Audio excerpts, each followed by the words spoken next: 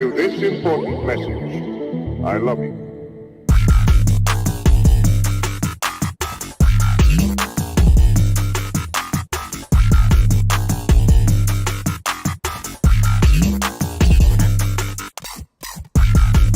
And now, coming to you from the classiest radio station on the air, this is Minnow Mayor Town Hall. Well, welcome one, welcome all. It's a pleasure to have so many fine faces in the audience this evening. I'm glad you're all here. Thank you for joining me on a wonderful April 22nd of 2018.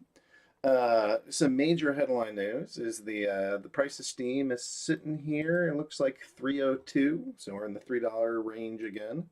And then, whoops, this is supposed to be Bitcoin. We go grab Bitcoin, BTC, USDT. Oops, BTC, USDT. Looks like I need this one. And it looks like we're sitting up there at 88.36. So $3 steam, less than 9,000 Bitcoin.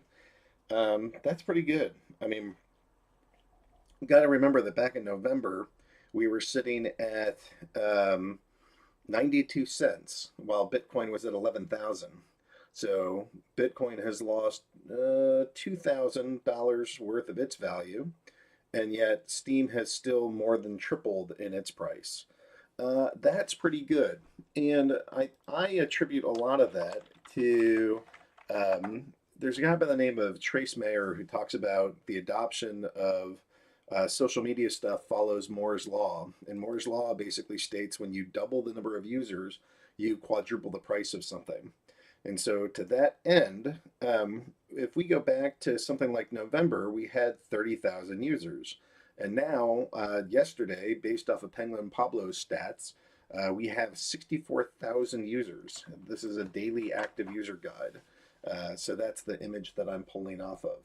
So I don't know. That to me is pretty good news. And then the other thing that I like to keep track of is just how far along are we in terms of the number of total accounts. So we have 900,000 or 952,000 accounts on the Steam blockchain. Back even before December, I had put out, I think that we're going to be at 1 million or 2 million accounts by the end of this year. So we're basically at the end of 4 months in. We're going to have another 8 months to go 1,050,000 accounts. Especially if what I really think is going to happen is that the price of Bitcoin is going to rebound, and that's going to drive the price of Steam up. And when the price of Steam goes up, your hourly wage on this platform is going to go up exponentially, right? So that as the value of Steam is higher and higher, your post rewards go up and up. And in terms of making money, it becomes a challenge to figure out how you would make more money anywhere other than Steam. So, for example, through a rather unfortunate series of events, I got put in contact with a young lady that was out of the Venezuelan community, who is still a resident of Venezuela, who told me that as like an aeronautical engineer, she makes $16, and I'm like, wow, that's horrible. Is that a day? Or is that an hour? Or is that a day? How bad is this? And she said, no, that's a month. So you could imagine that when Steam is up at $9 again and SPD hits its $18 or $20 value again, you could earn 2 SPD and earn more than she made in a month as a aeronautical engineer. So to me, I think that we're going to be looking at what I think that will do is drive a lot of people onto this platform. You know, the whole world should be enraged at Facebook. There's actually, I wonder if I can pull up this video that I was watching earlier. So this is a video called "Is Facebook Spying on You?" and it's 1 minute and 32 seconds. So let's go listen to this. Okay, so this phone. Hey, try that again. Okay, so this phone is my wife's, and we think Facebook is listening to us and taking keywords from our conversations and then putting in suggested ads through Facebook. So we're going to do a test here. And all day, we're going to talk about cat food. Because we don't have any cats. We never search for cats. Especially cat food. So let's find out. Alright, so all day, we are going to be talking about cat food. Because I could use some cat food. Well, the cat is almost out of food, so We might need some cat food. we should buy some cat food. I should call somebody and ask if they know where to get cat food. And there you have it. Cat food. So I guess Facebook does listen. So, Oh, by the way, this came in here, 2 days later, I think. It was the day before yesterday we talked. let's go Yeah. crop this. There you So go. this is the, Cat food. This is the image that does that. That came out of that little post. So anyways, yeah, that's creepy as hell, right? Like, you don't want these social media platforms doing that. And, you know, it really doesn't stop just at, like, they're selling ads.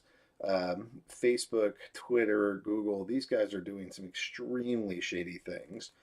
For example, Twitter is following what sites you were going to before and afterwards to help decide whether or not they're going to either ban you, throttle you, or throttle meaning like limit the number of people that can see your posts. You know, Facebook is selling you ads, but you know, there's the giant data selling things that they're doing. YouTube is demonetizing content that at best is something that the advertisers don't like, and at worst is really just the most recent form of censorship or book burning. You demonetize content creators so that they can't create content that goes against the official narrative. So those are all the sort of like reasons why people might not want to be using other social media platforms. And then I think that especially with Steam, as the price of Bitcoin rebounds, as the price of Steam goes up, more people are going to want to use it because the hourly wage is higher than where they can get, you know, literally anywhere else. And it's going to make Steam an extremely attractive platform. A lot more people are going to come here. We're going to have more than 2 million users. I'm still predicting that by the end of the year. We'll see where that goes, but that's my current thought on that. And I think it's going to be really exciting. What'll end up happening, people have noted that, hey, if there's more users on here and more people are trying to search for the same limited amount of Steam, doesn't that mean that we all get less Steam? And the answer will be yes, everybody will be getting and earning less Steam. But the good news will be that the value of that Steam is going to go up substantially. And I would argue that it is going to go up faster than the value that you'll lose because you're getting less of it. And that again goes back to when you double the number of users, you quadruple the price. So I think that the rate of price increase is going to increase faster than you would notice. I'm not getting as much Steam.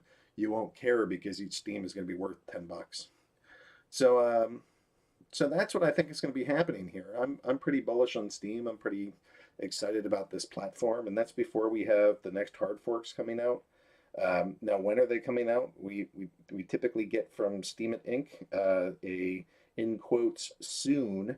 They will be out soon. So you never know when that actually is. But the three things that they're really working on right now is velocity, and velocity makes it so that you can mine a new account. So you don't have to pay a fee to get a new account. You can simply mine a new account into creation. And so finding ways to make it cheap and easy to go create accounts on the blockchain that have sort of a limited amount of use that they can do, you know, like 1 or 2 upvotes and maybe put a post out or something. Like, they won't be fully functional because they won't have enough bandwidth for that, but they should be able to go post onto the chain. And then from there, earn a little bit of Steam, and from there be able to earn more bandwidth too. So that's exciting to me. What else is exciting? We're going to have communities, and communities is going to make it, you know, Minnow Support was really one of the first communities that figured out a way to go take what is typically a one person, one user account and expand it to lots of people. I don't know if you've noticed, but the Minnow support account has tons of curation, and it's not done all by the same person. All of the moderators, of which you could count somewhere between 10 and 20, depending on who you're including in that. Everybody has access to a program that Netuosa wrote to go create the ability for us to go have the key embedded in a website. Everybody gets their own username and password to that website, and then they have the ability to go re-Steam from Minnow support. And so that's one of the ways that we've been able to grow our account by basically allowing community curation. And for anybody that's not already doing that, it takes a lot of work to figure out how to do that.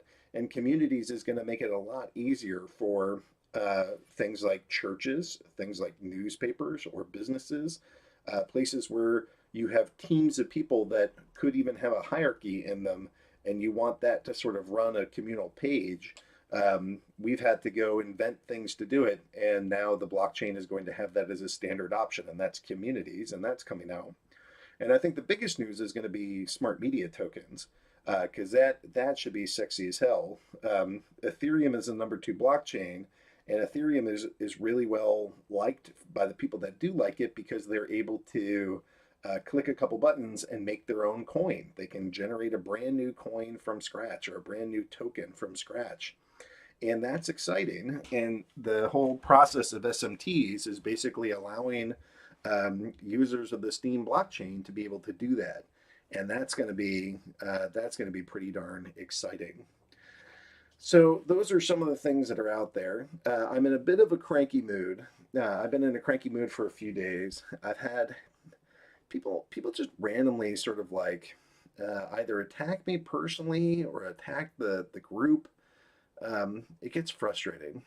And sometimes, like, we're not a perfect group, so I'm not here to say that, like, hey, we have nailed everything. But for just under a year, we have been providing a free upvote service for every single person on this community for over a month and a half. With the 120,000 Steam power that we haven't been self-upvoting with that at all. I know that some of the witnesses that are in here are phenomenal curators, and some of them are phenomenal curators that also delegate. I know that I personally, with the witness rewards that I get, I delegate 80,000 of that back to community-led projects. I keep 15,000 for myself so that I can vote on people. I think my total self-voting is at like 5% of my total Steam power. I mean, it's pretty barren. But we still get attacked every so often, and that's kind of frustrating. I mean, sometimes people do some dumb things, but we try to keep that to a limit. We try to do a nice job. So hopefully you guys are experiencing some goodness and having a good experience here, and are happy to be part of this community and use this community, and are enjoying things like the MSP Waves radio station. I don't know if you know this, but the backfill that plays on when we're not on air is actually filled with Steamian music. Soundwaves Photon went through and collected a lot of music, was able to go put that into sort of a file system that allows MSP Waves to go play that. So if you're sitting here and there's no DJ, but you're just listening to the music that's playing, it's all written by Steamians. And I think that's freaking awesome. We're helping that music community. We're growing that music community. I don't know. There's just a lot of good things that we do here. I don't know if you've met Crimson Clad and follow BTC News, but they're a pretty excellent pair. Those two keep building different useful things, one of which is like a blockchain explorer. They've helped build they built the website for Minnow Support Project, and they actually won a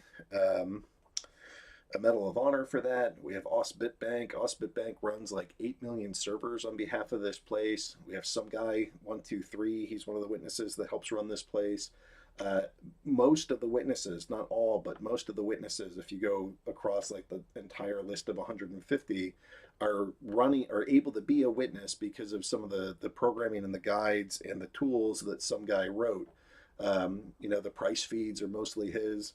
an0nkn0wledge is out there lending Steam to Steamians to help get them up on their feet. Team Steam is a phenomenal curator. We have An honorary witness is Canadian Coconut. She's been here from the beginning of this project, helping to go curate the minnows that are in here and do some administrative tasks in here. And lastly, we also have the sort of newest addition is Shane Welker, or Swelker 101. Shane's the first moderator that was part of this project. He's a phenomenal spokesperson on behalf of this project, runs a number of radio shows with us, has been in almost every single meeting for this place, and is really a dedicated supporter of this community. He's one of my favorite people in here. He's one of my favorite. When I need some guidance, I'll often go to Shane because I think that he gives good advice, and so we're blessed to have a lot of good people. Again, we're not all perfect, but we got some good feels. So let's see. The show, we're now at 9:20. I got about 40 minutes to go talk to the people, and then for the next, it might be 1 hour, and it might even be 2 hours. Or how do I say it? A0nkn0wledge. I should know this. Because he gave me how to say this, but it's a0nkn0wledge, or AK at the end there. He's a journalist, and he's an independent journalist, and I don't know if you folks have noticed, but I tend towards having a skeptical eye of what the government is doing these days. Not quite as much these days, because I actually do think that it would appear that the latest administration is actually taking down elements of the deep state. And we can see things like that through Backpage.com going down, and that's where 70% of the human trafficking was going through. That's a major blow to sort of like deep state control mechanisms. So I'm pretty hopeful, but there's still a lot of chicanery, bad things that are happening. I don't like seeing any of the violence in Syria. There's a lot of stuff that's out there, and I feel like a0nkn0wledge, or Kill Illuminati, or we'll see what he wants to be called here. But he's an independent journalist, and he's actually broken a couple really good stories. He's got a wide network of people that he's been going after for years. So he's just got like. He's kind of like Steam's own Michael Hastings or something like that, but he hasn't been killed in a car accident yet, suspiciously. So while he's here, I want to support him. I re-steam a lot of his posts, and I say good things about him, and I'm excited to go have him on air tonight and try to hear about what his impression is of this administration and this, how the battle versus the deep state and the CIA, and he recently wrote about a mind control project that got released. There was a fusion center that included that in like a public notice, and in that public notice put in some of their details of how mind control can be done.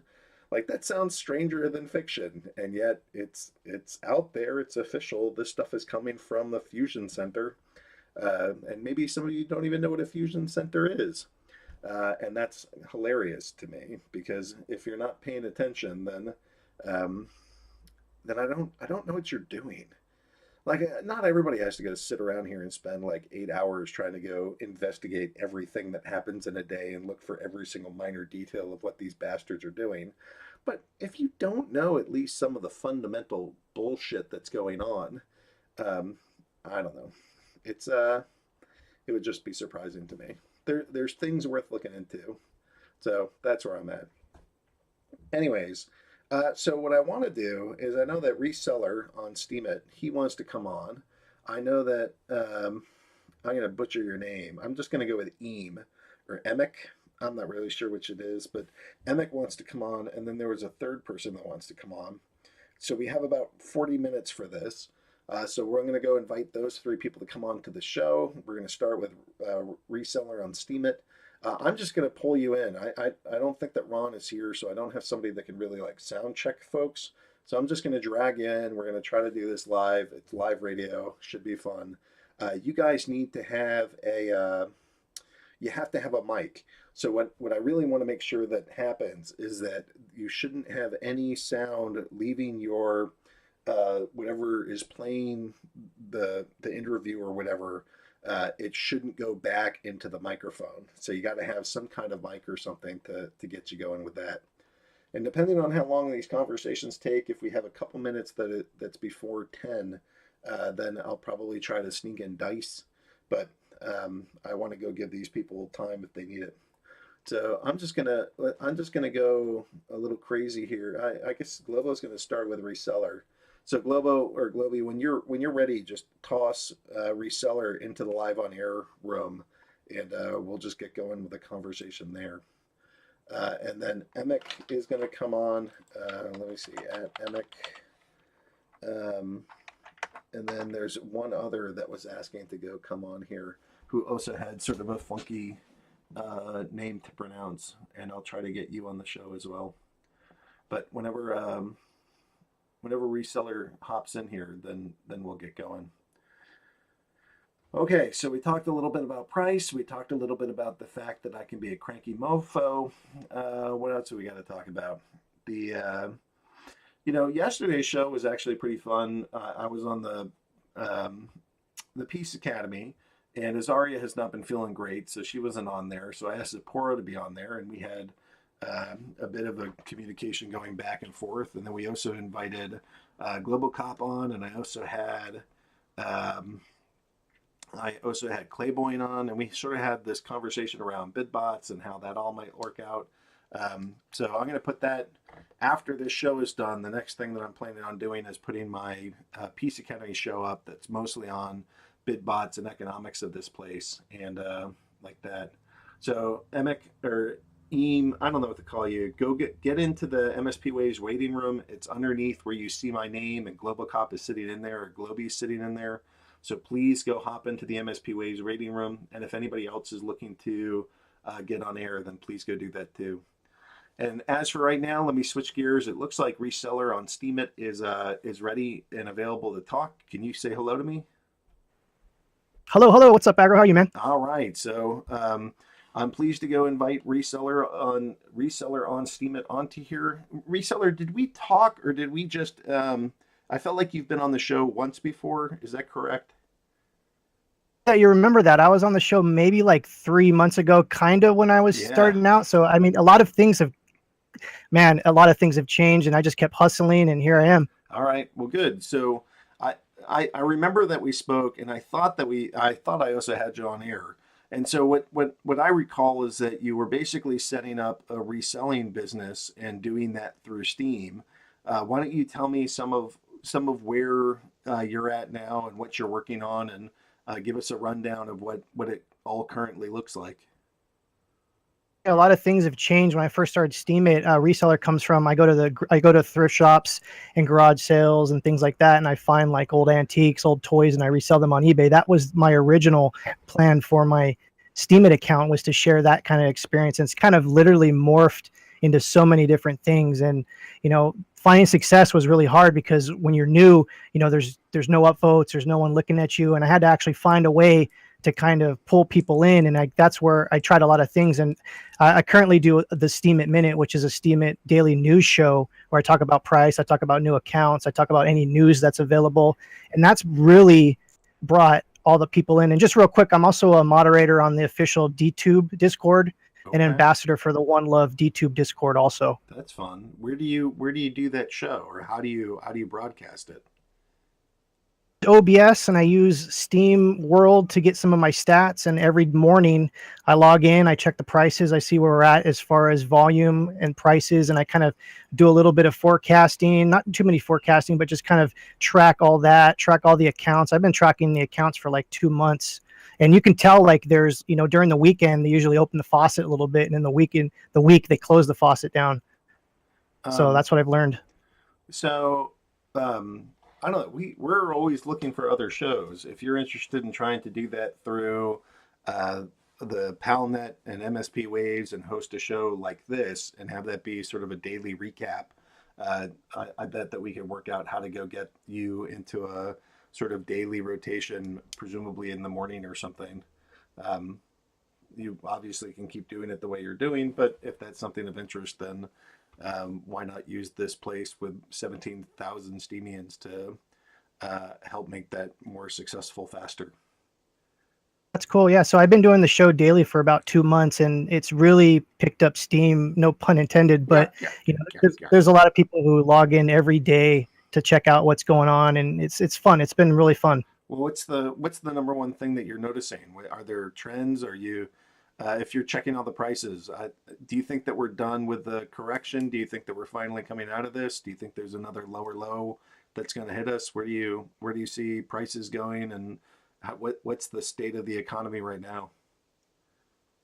So for the 2 months I've been tracking, I noticed that we've had some lows before, and we're starting to even out now around 3, which is good. We had that huge uptick maybe 2 or 3 weeks ago. That was like just parabolic, and then it came almost crashing back down, and that's never a good thing.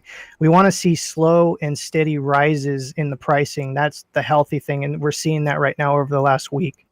Yeah, what's the term, channeling? I've been watching this thing and thinking Bitcoin is channeling up. It's a pretty narrow channel. Maybe Steam is. Maybe that's just forming a bottom or maybe a cup. But I don't know. I'm pretty excited by how we're not sitting at a freaking $1.34. I was literally shitting my pants, right? I quit my job to go do this, and I'm like, I don't know how I'm going to live off of that if I also, like, my plan is to keep delegating to this place and help this community more. I mean, I already delegate 80,000, but I plan to keep doing more. And it's hard to imagine how I both have an income to live and delegate to grow this community when the price is down in the ones.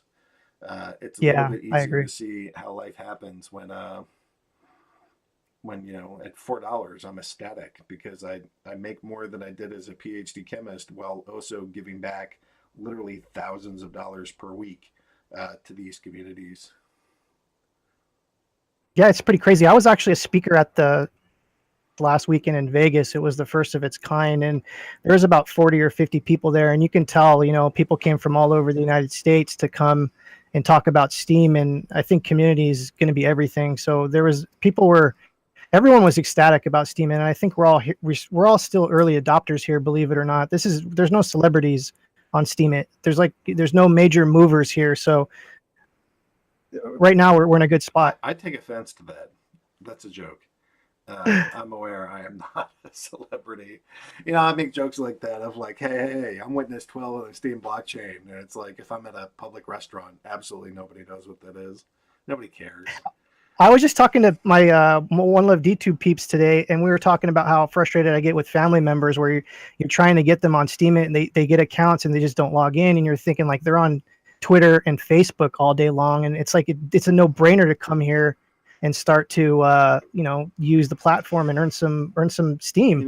Well, I don't think it's a no-brainer. I mean, I think Steam is hard, and getting on Steam and starting on Steam is hard, and keys are hard, and the language is hard, and terms are hard, and like the culture is hard. I mean, there's a lot that I love about this place, but I don't think it's an easy transition to start here.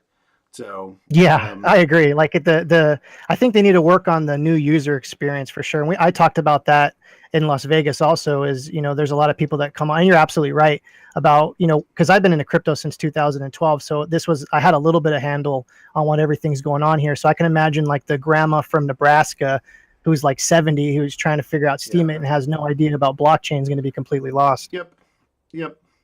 Yeah. So I think. I don't know. I'm not worried about the future. I mean, I think that when velocity hits and accounts are free and accounts are fast, we're going to see signups happening in droves.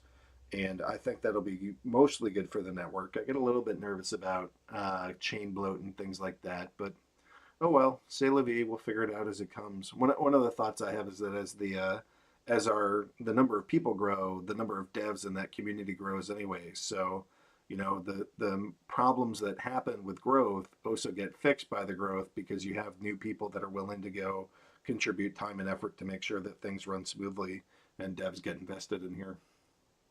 Absolutely. And there's so many great people out there trying to help out the minnows and everything. And this station is doing an amazing job. This Discord, I've jumped on this Discord when I was like really, really new, and it's been a tremendous help for sure. Well, I'm glad to hear you say that.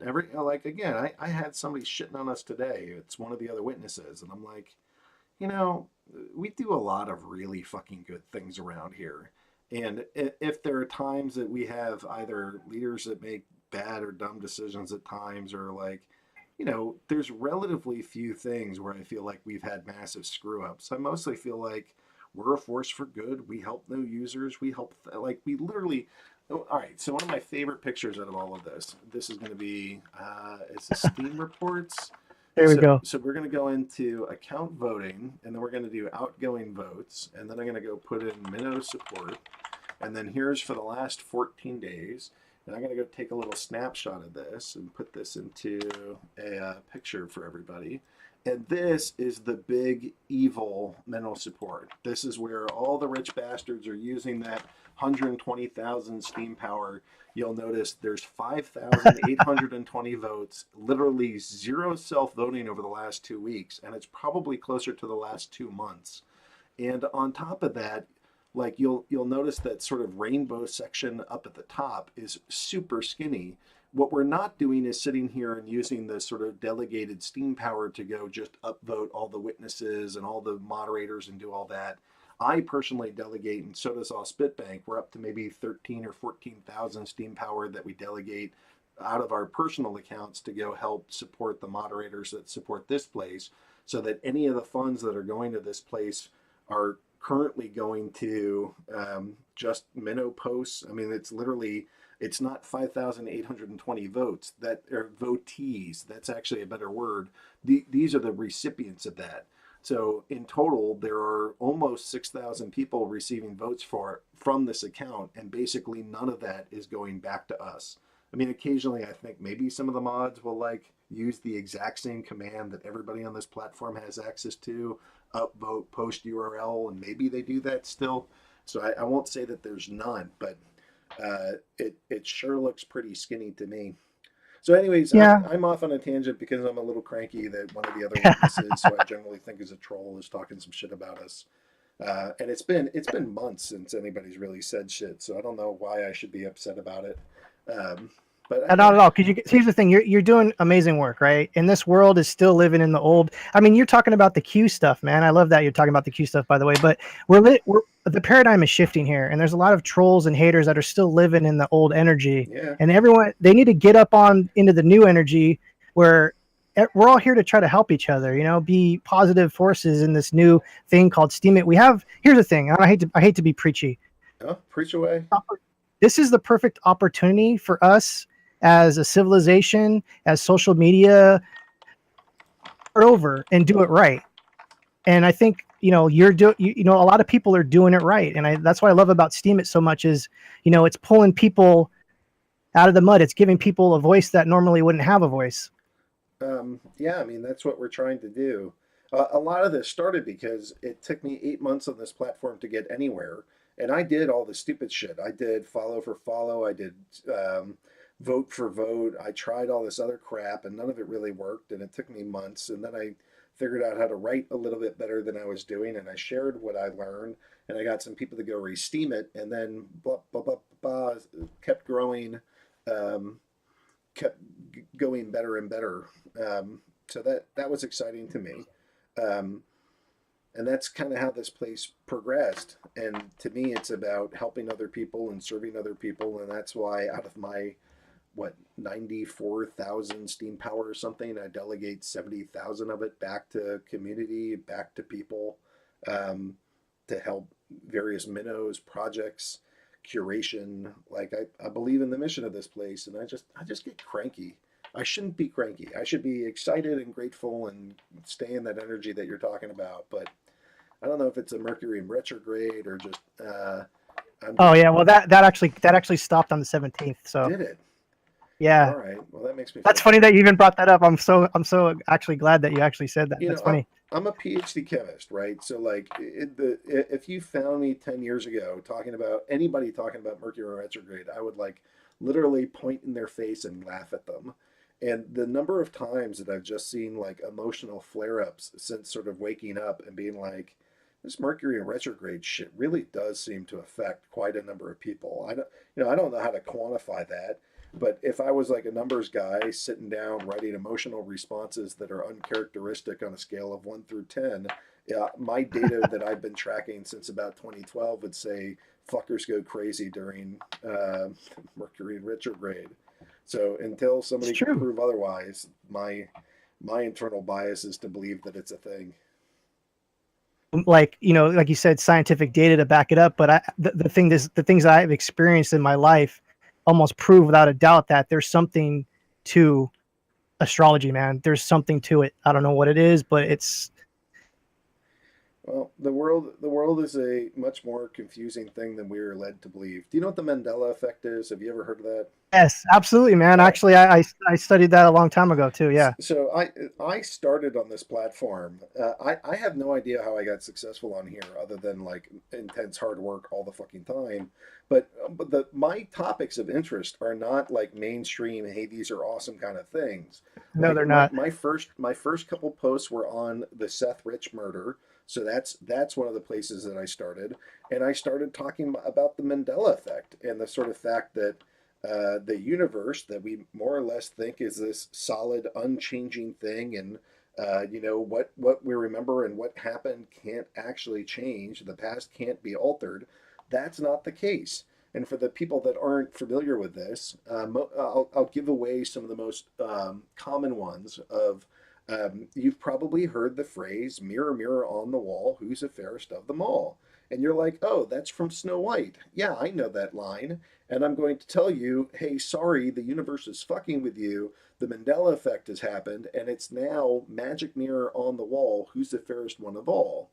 And that should surprise you. That should your brain should say something like, "Hey, I grew up watching that. I must have watched that 10 to 20 times as a kid, and I'm nearly positive they said mirror, mirror, not magic mirror." But that quote, if you go watch Snow White and the Seven Dwarfs right now, is never in the movie. And they'll say it's just misquoted, but mirror, mirror and magic mirror are that's pretty distinct. So, anyways, these are the things that I've been writing about. Now I write about Q, and now I write about conspiracy and other things that I think that there's a lot of fuckery going on in the world.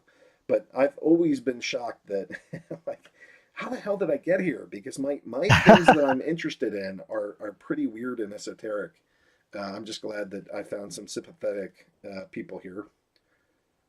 I had a near death experience when I was 16, and I was like, literally, the universe kind of, I said this before, the universe kind of lifted up her skirt a little bit, and like my third eye has like been open ever since then. So for me, it was a traumatic experience that unlocked all the kind of mysteries and esoteric stuff for me. So I hear you. If anyone doesn't know the Mandela effect, I'm just going to do a TLDR on this, is when you think something is set in stone in history, but it's changed somehow, and then everyone says like, oh no, it doesn't change, it's this way. So it's something in the timeline, when you talk about timelines, that's changed And it's not somehow. just that. So here, the one that messes with me to this day, where is your heart located?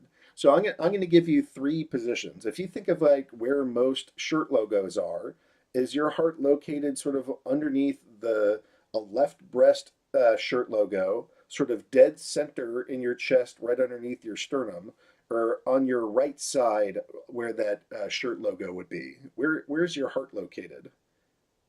Yeah, I always thought it was on the left side for the longest time. Yeah, but it's not on it's slightly to the left. It is slightly to the left, but it is dead. It's more or less dead center, and that is not how this thing used to be. In fact, my daughter has a dress, and that dress has a little heart emblem on the left side where I knew my heart was. When I get anxiety, I get like a clutched feeling on sort of underneath my left breast, not directly under my sternum. So literally, from my perspective of my memory of how my body has been, where my anxiety was that I suffered through for about 4 or 5 years, where that hit. So there's that. Yeah. So something like that, where it's shifted by 1 or 2 inches. It's pretty weird. Um, so thanks, Osbitbank. But this is the kind of shit that happens with the Mandela effect. And this is like, if you guys aren't aware of this and you're not alerted to this, this is a pretty weird topic. And to go down the Oh rabbit yeah. hole on Mandela effect is like that's a rough one. You might as well start with something easy like 9/11 or something. Explain it. The only explanations that I've heard of is maybe CERN. Have you got into the CERN rabbit hole? Yeah, maybe it's CERN. Maybe it's the what's the quantum computing thing called? Wave. Yeah, D wave. Maybe it's D wave. I mean, I don't D really wave is know what it crazy. is. It could be gravity, but I'm any kind of like speculation on what causes it. I have no universe to compare to. All I have is my memory. But I have very specific, distinct memories of things, and that's usually where it matters. And I also ran a survey of 50,000 people on one of them and a couple thousand on another more in-depth one. And I had lots of people with photographic memories that were chiming in and saying, this is totally fucking with me. I've had a perfect recollection for however many years old I am. And the fact that these things are different now from my perfect memory is really shocking to me. And Yeah. so you're either left thinking, wow, these people are idiots and they're not actually photographic memories, or maybe you start thinking like, wow, there seems to be changes in the history that we're used to. And that's weird. That's really weird for people. And a lot of people just turn around and say, oh, that's stupid. Why even care? It's just, you're just memorizing things wrong or remembering things wrong. But it, There could be a percentage of that that's true. yeah, one of the ways that I normalized for that was people the data that I basically tossed out a lot of data where people seem to either be guessing or not entirely certain. What I really cared about was people that had specific memories that were driving that decision, and so I'll give an example, and this one is another sort of minute one, but I think it matters. There's a TV show that was mostly I describe it as a slutty TV show featuring women having a lot of intercourse in an urban environment. Can you think of the name of that show? Yeah, isn't it Sex in the City? Yeah, it's Sex in the City, but you know what it's actually called? The city. No, it's Sex and the City. So a lot of people remember this as Sex in the City. In fact, there's lots of products that have been created that you can still find called Sex in the City, and yet the name of the show is Sex and the City. And in that case, it's just, what's a preposition? But those two names of those shows actually mean something pretty different. Sex in the City is a much sluttier name. It's about just like having sex in a city environment. Sex and the City is a juxtaposition of these two things where it's not just a bang fest. It's really about what is the position of sex related to being in an urban environment, and it's a much more thoughtful title. So I don't think people get those things interchanged all that much. And I ran a control. To me, running controls was pretty important. Nobody what's the TV show for Buffy? Buffy the Vampire Slayer, Yeah, or no? everybody knows that it's Buffy the Vampire Slayer, and that one doesn't have any Mandela effects that anybody thinks is happening around it. So when I asked people, by changing subtly Buffy the Vampire Slayer, Buffy a Vampire Slayer, and Buffy Vampire Slayer, where I just completely removed that thing, people were right 99.9% of the time on a show from the 90s. So their recollection was nearly perfect. But when I got to something like Sex and the City versus Sex in the City, now it was 66% to 33%. And when I got to, so Anne Rice wrote a book, Interview, and do you remember what the title is? Interview with a Vampire. Yeah, so again, it's not Interview with a Vampire, it's Interview with the Vampire. Yeah. And that changes the title too, right? Because Interview with a Vampire means that you are speaking to one of many vampires, and Interview with the Vampire means that you are speaking to the one and only, or the singular most powerful of them. And so that subtle change of the name actually means something different, which is why I think that people don't get them confused. So again, all of these things are what a total random weird aside, but the Mandela effect is going on. It's doing some crazy things, and the world is changing around us. And that's how I started writing about things here. And sometimes it amazes me that I've been able to build a community of other weirdos that I think the Berenstain Bears one Yeah. messed with my mind the most. So, I have Jewish family, right? And so, like, whether Berenstain is not a very Jewish sounding name to me. So when I was growing up and I was reading the Berenstain Bears, I kept thinking like, ah ha ha, this is a family of Jewish bears. That's pretty funny. And Berenstain wouldn't have like triggered that in me. So when somebody told me that it was Berenstain, I nearly lost my shit. I'm like, I read these books, I watched these shows. It's not fucking Berenstain. And there it is. You go and you Google it, and that's what it is. But that to me was quite shocking. Yeah, man, it's crazy. This world's crazy. One thing that I could say before I go is that this world is not what everyone seems. It's totally something else for sure. Yeah. No, I agree. So are we just hold on? Is there anything that are you just here to sort of reintroduce yourself and chit chat? Did you have something that like is it the show that we're supposed to know about? What else? What else do we need to promote for you? What like do you have a post that's recent about what you're doing that I should re-steam so people can see that? What can I do? How can I help? Okay, so here's the thing. Like, I just wanted to come on and let people know about the Steam It Minute, and also we have a One Love DTube Discord that we promote other DTube creators, and we upvote them, and we have a trail. So if you use the One Love DTube hashtag, we are helping out others that might not get a whale vote. So we're collecting our Steam power. We're at 8,600 from a month of collecting. It helps, everyone who's new, get a little bit of an upvote and stuff like that, because it's getting upvotes is pretty hard to do. It can be pretty tricky. Oh, somebody kicked his copy. Crap. I'm reseller on Steam It, and if you guys definitely want to come and check out my Steam It Minute show, I do one every day, and lots of other stuff in the DTube community. Can you put a link to the DTube community in the chat, and can you put a link to your Steam It Minute there too? Sure. That's my name. That's my account. And you can see, man, I've started from zero, and you guys can look at that account and see how far that I've came just from just pure hard work and just being a part of a community, which is probably one of the most important thing. If any new people are out there listening, join a community, start commenting on people's stuff. Like legitly though, not just like, oh, nice post, like read their post and actually make a heartfelt comment.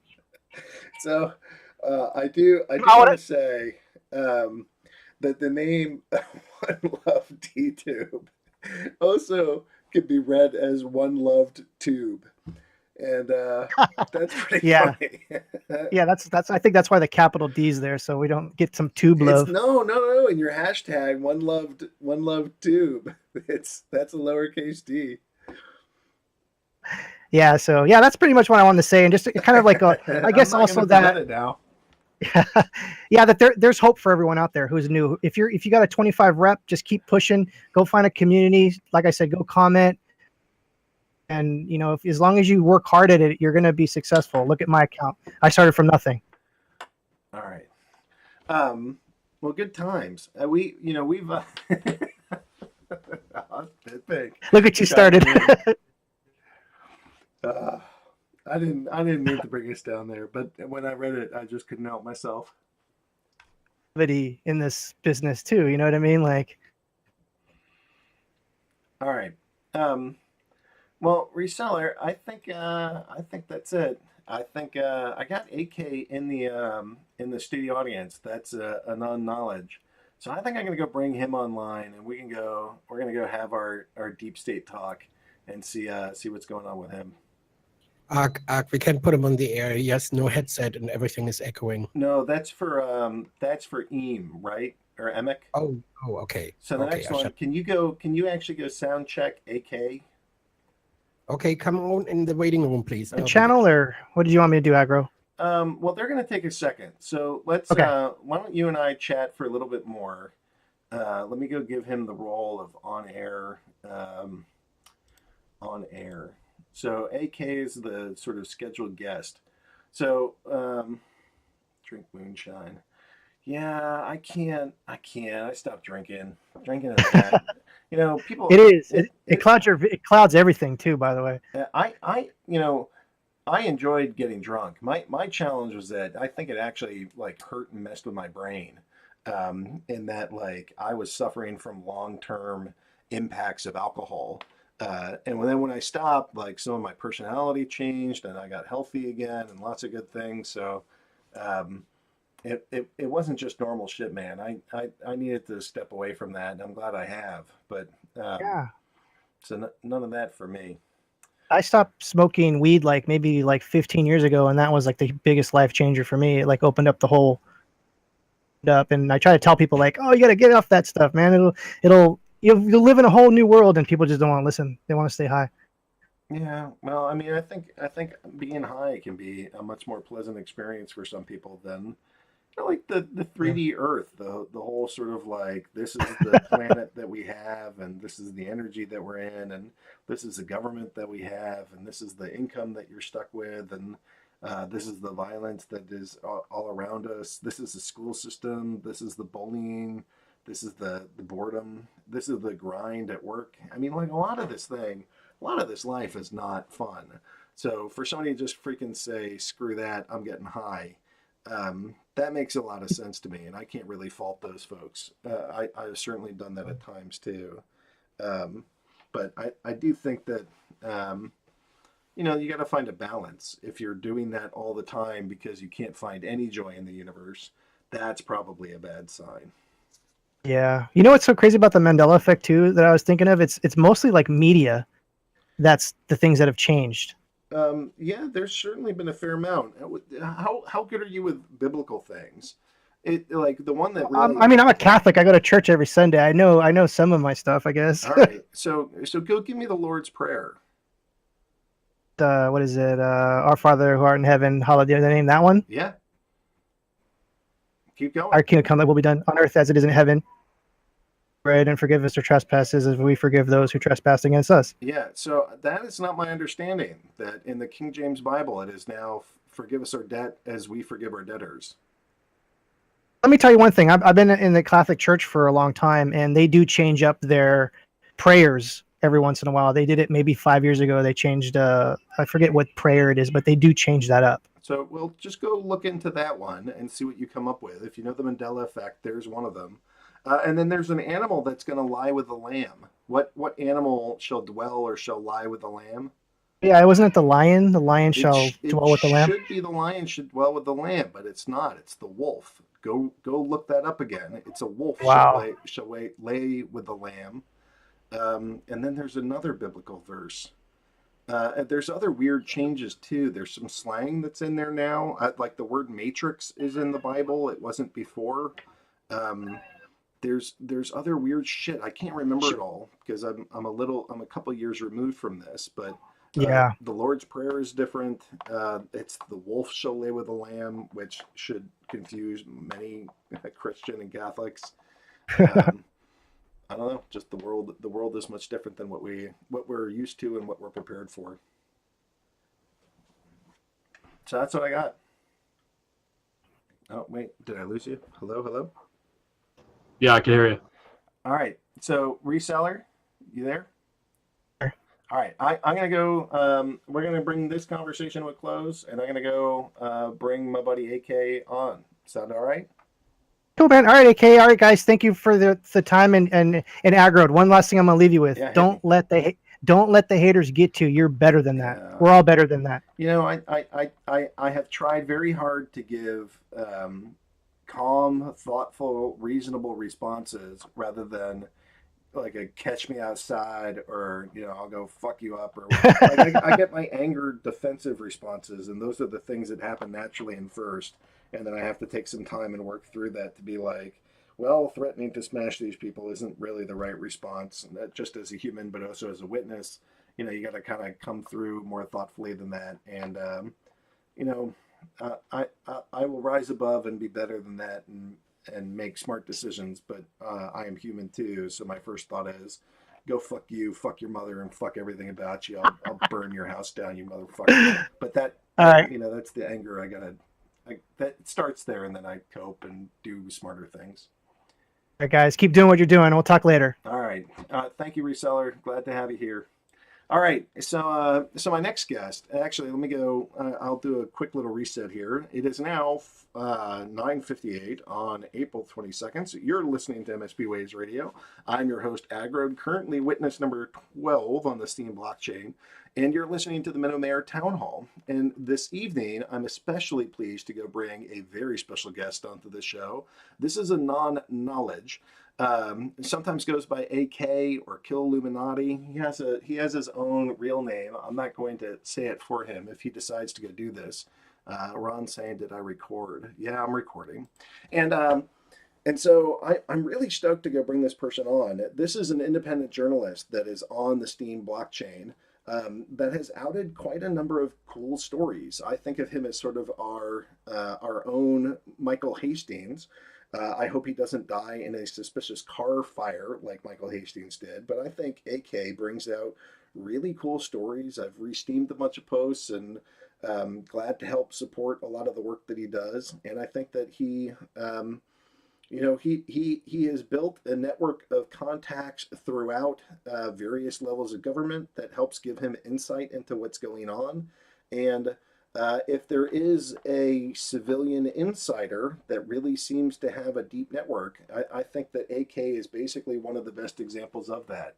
So with that, I'm very happy. He has an alias that he goes by of an0nkn0wledge, so we can go with that too. So Aaron, AK, an0nkn0wledge, Kill Illuminati. You can go tell me what to call you for this evening, but it's an absolute pleasure to have you on the show, and thanks for being here. You're welcome, man. No, it's fine. You can just call me AK. And ironically, I actually talked to Michael Hastings shortly before he died. I was in contact with him.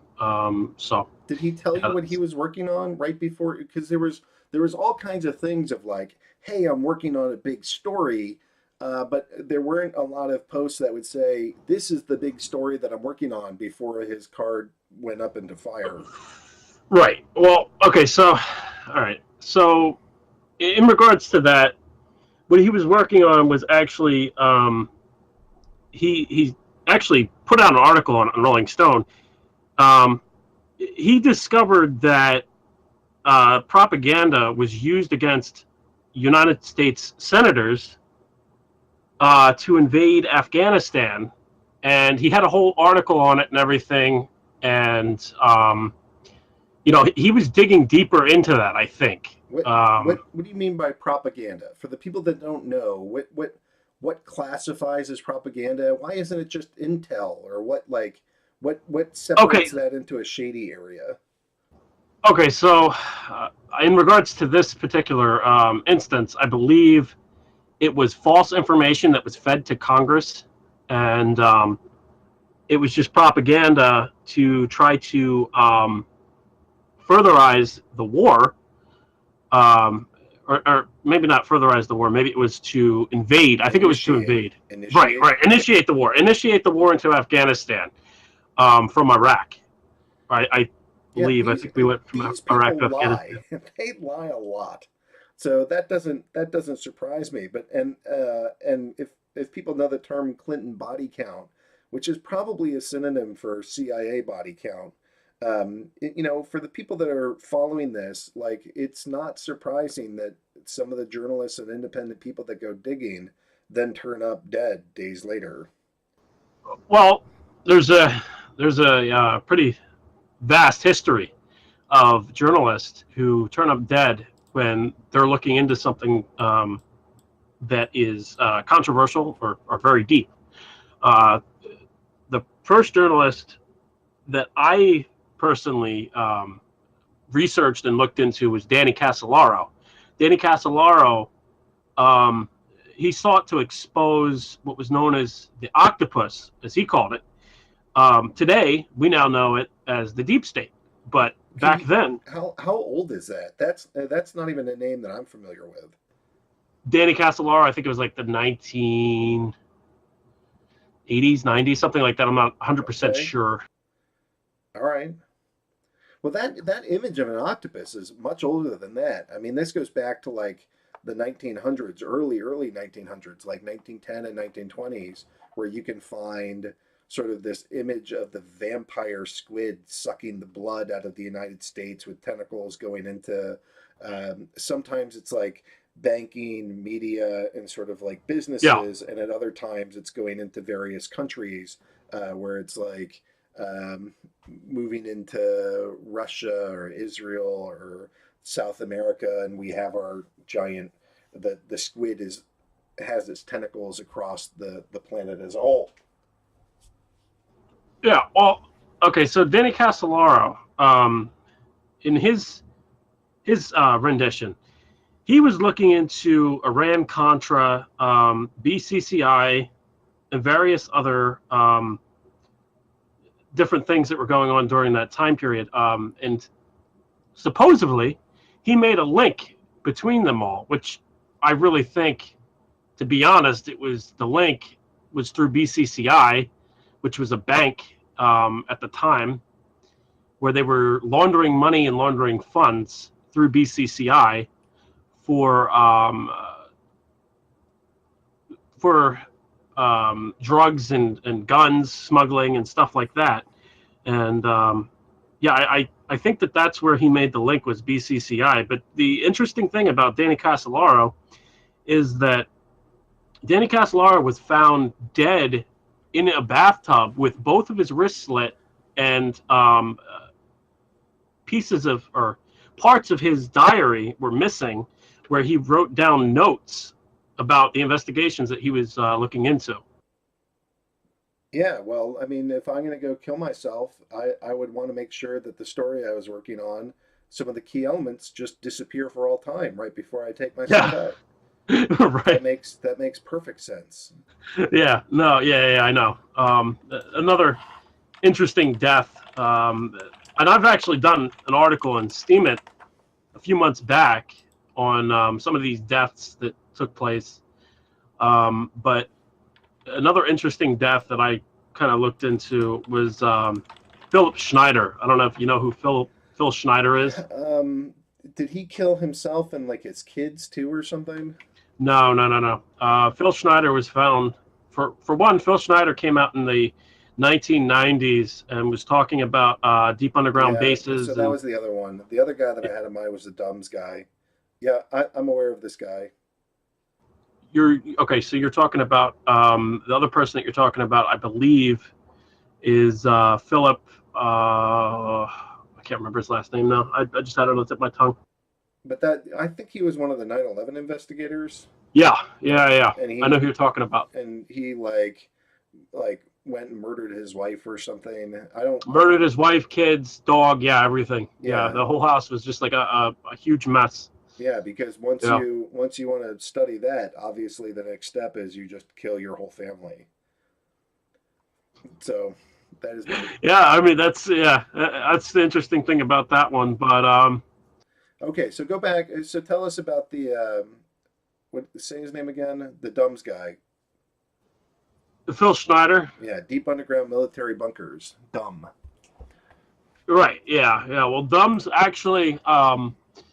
It started out as a quote-unquote conspiracy theory, and if you actually start to look into it, these exist, and they're actually there for apocalypse, kind of apocalypse bunkers, I guess. If something bad is to happen, this is where the elite are supposed to go of the society, while we all die on the surface of the planet. But if you go actually looking into that, there's documents that I've cited before about the deep underground bases actually being in several different plans, including the White House blueprints that they actually made. So everybody knows, there's a golf course somewhere. I think it's in Florida or Virginia, one of the two.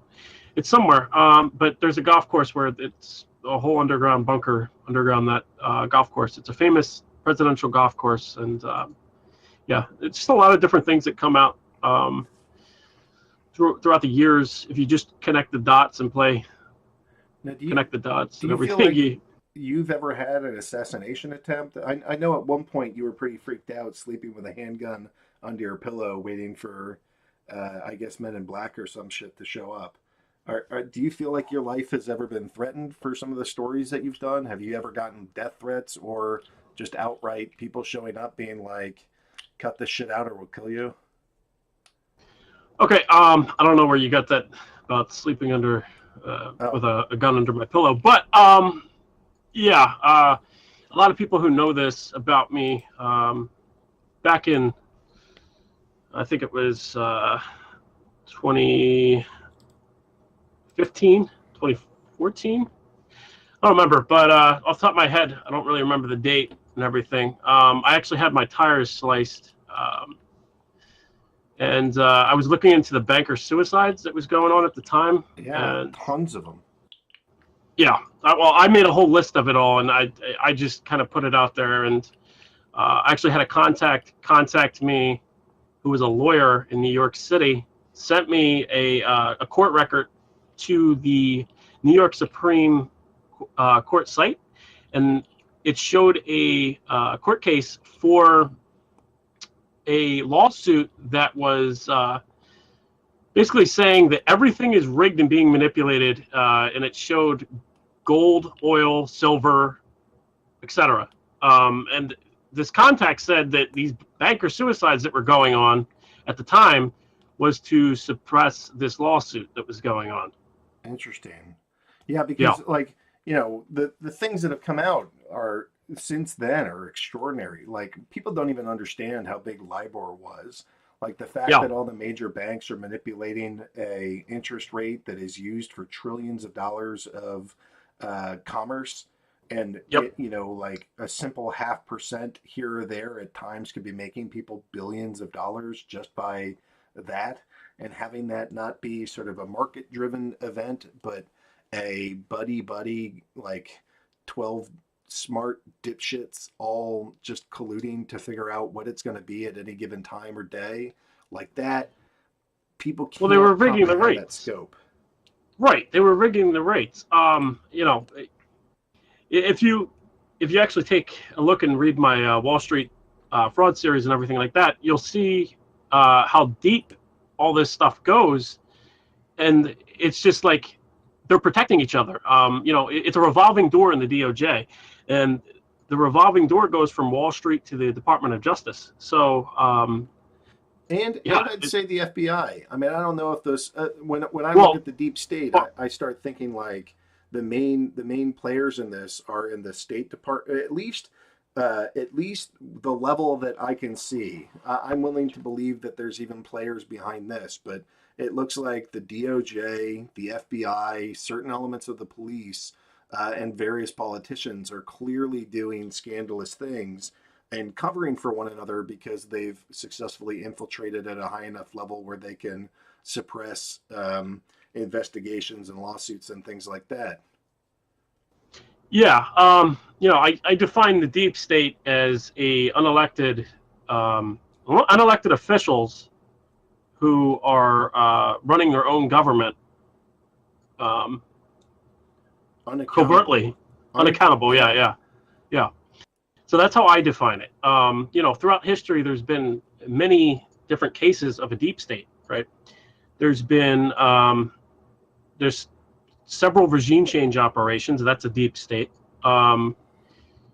Operation Mockingbird, MK Ultra. That's all deep state. I mean, there's all these different documented things throughout history.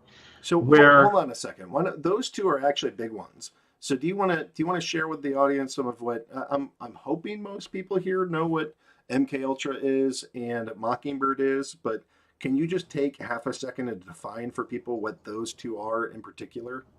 Okay, MK Ultra was experiments that were ran on the public, various experiments that were ran on the public, many that were actually harmful to people, and it was without their knowledge. They were ran completely without their knowledge. They were doing harmful experiments on people, and there was several subsections within MK Ultra, but I don't really have time to go into all those subsections. But if you really want to look into it more, you can look up the MK Ultra hearing, which was the church hearing in Congress, and I think it took place in like 70s. Yeah, I think it's like the 60s or the 70s, something like that. But so that same hearing, the church hearing, actually had exposed both MK Ultra and Operation Mockingbird. I think it was the CIA director at the time. I'm not sure if it was the CIA director at the time, to be honest with you. One of the people who testified during those hearings was the 10th CIA director, which is William Colby. And William Colby went on the record, and he actually testified about all of the different things that were going on within the CIA at the time. So he kind of, in a sense, whistleblew it, in a sense, because he didn't have to, right? He could have just stayed quiet, and he could have just said, we confirm nor deny. But instead, he actually took the bull by the horns, and he started to expose what was going on. And why do you think why do you think he did that? And you still have to explain what Mockingbird is. Okay. Okay. Mockingbird is a media operation where during the Cold War, the CIA used journalists and people of high influence to push disinformation on the public to try to further tensions with Russia during the Cold War. And it was a lot of propaganda that was put out by the CIA. But that's all stopped now. We don't have to deal with that, right?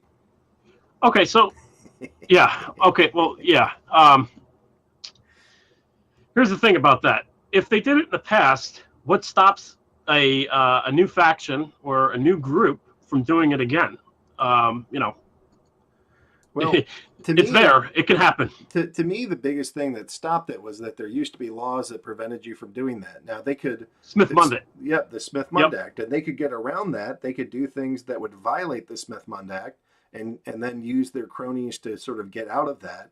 But it used to be illegal. In the NDA of 2012, Obama signed in the National Defense Authorization Act, which actually canceled the Smith-Mundt Act.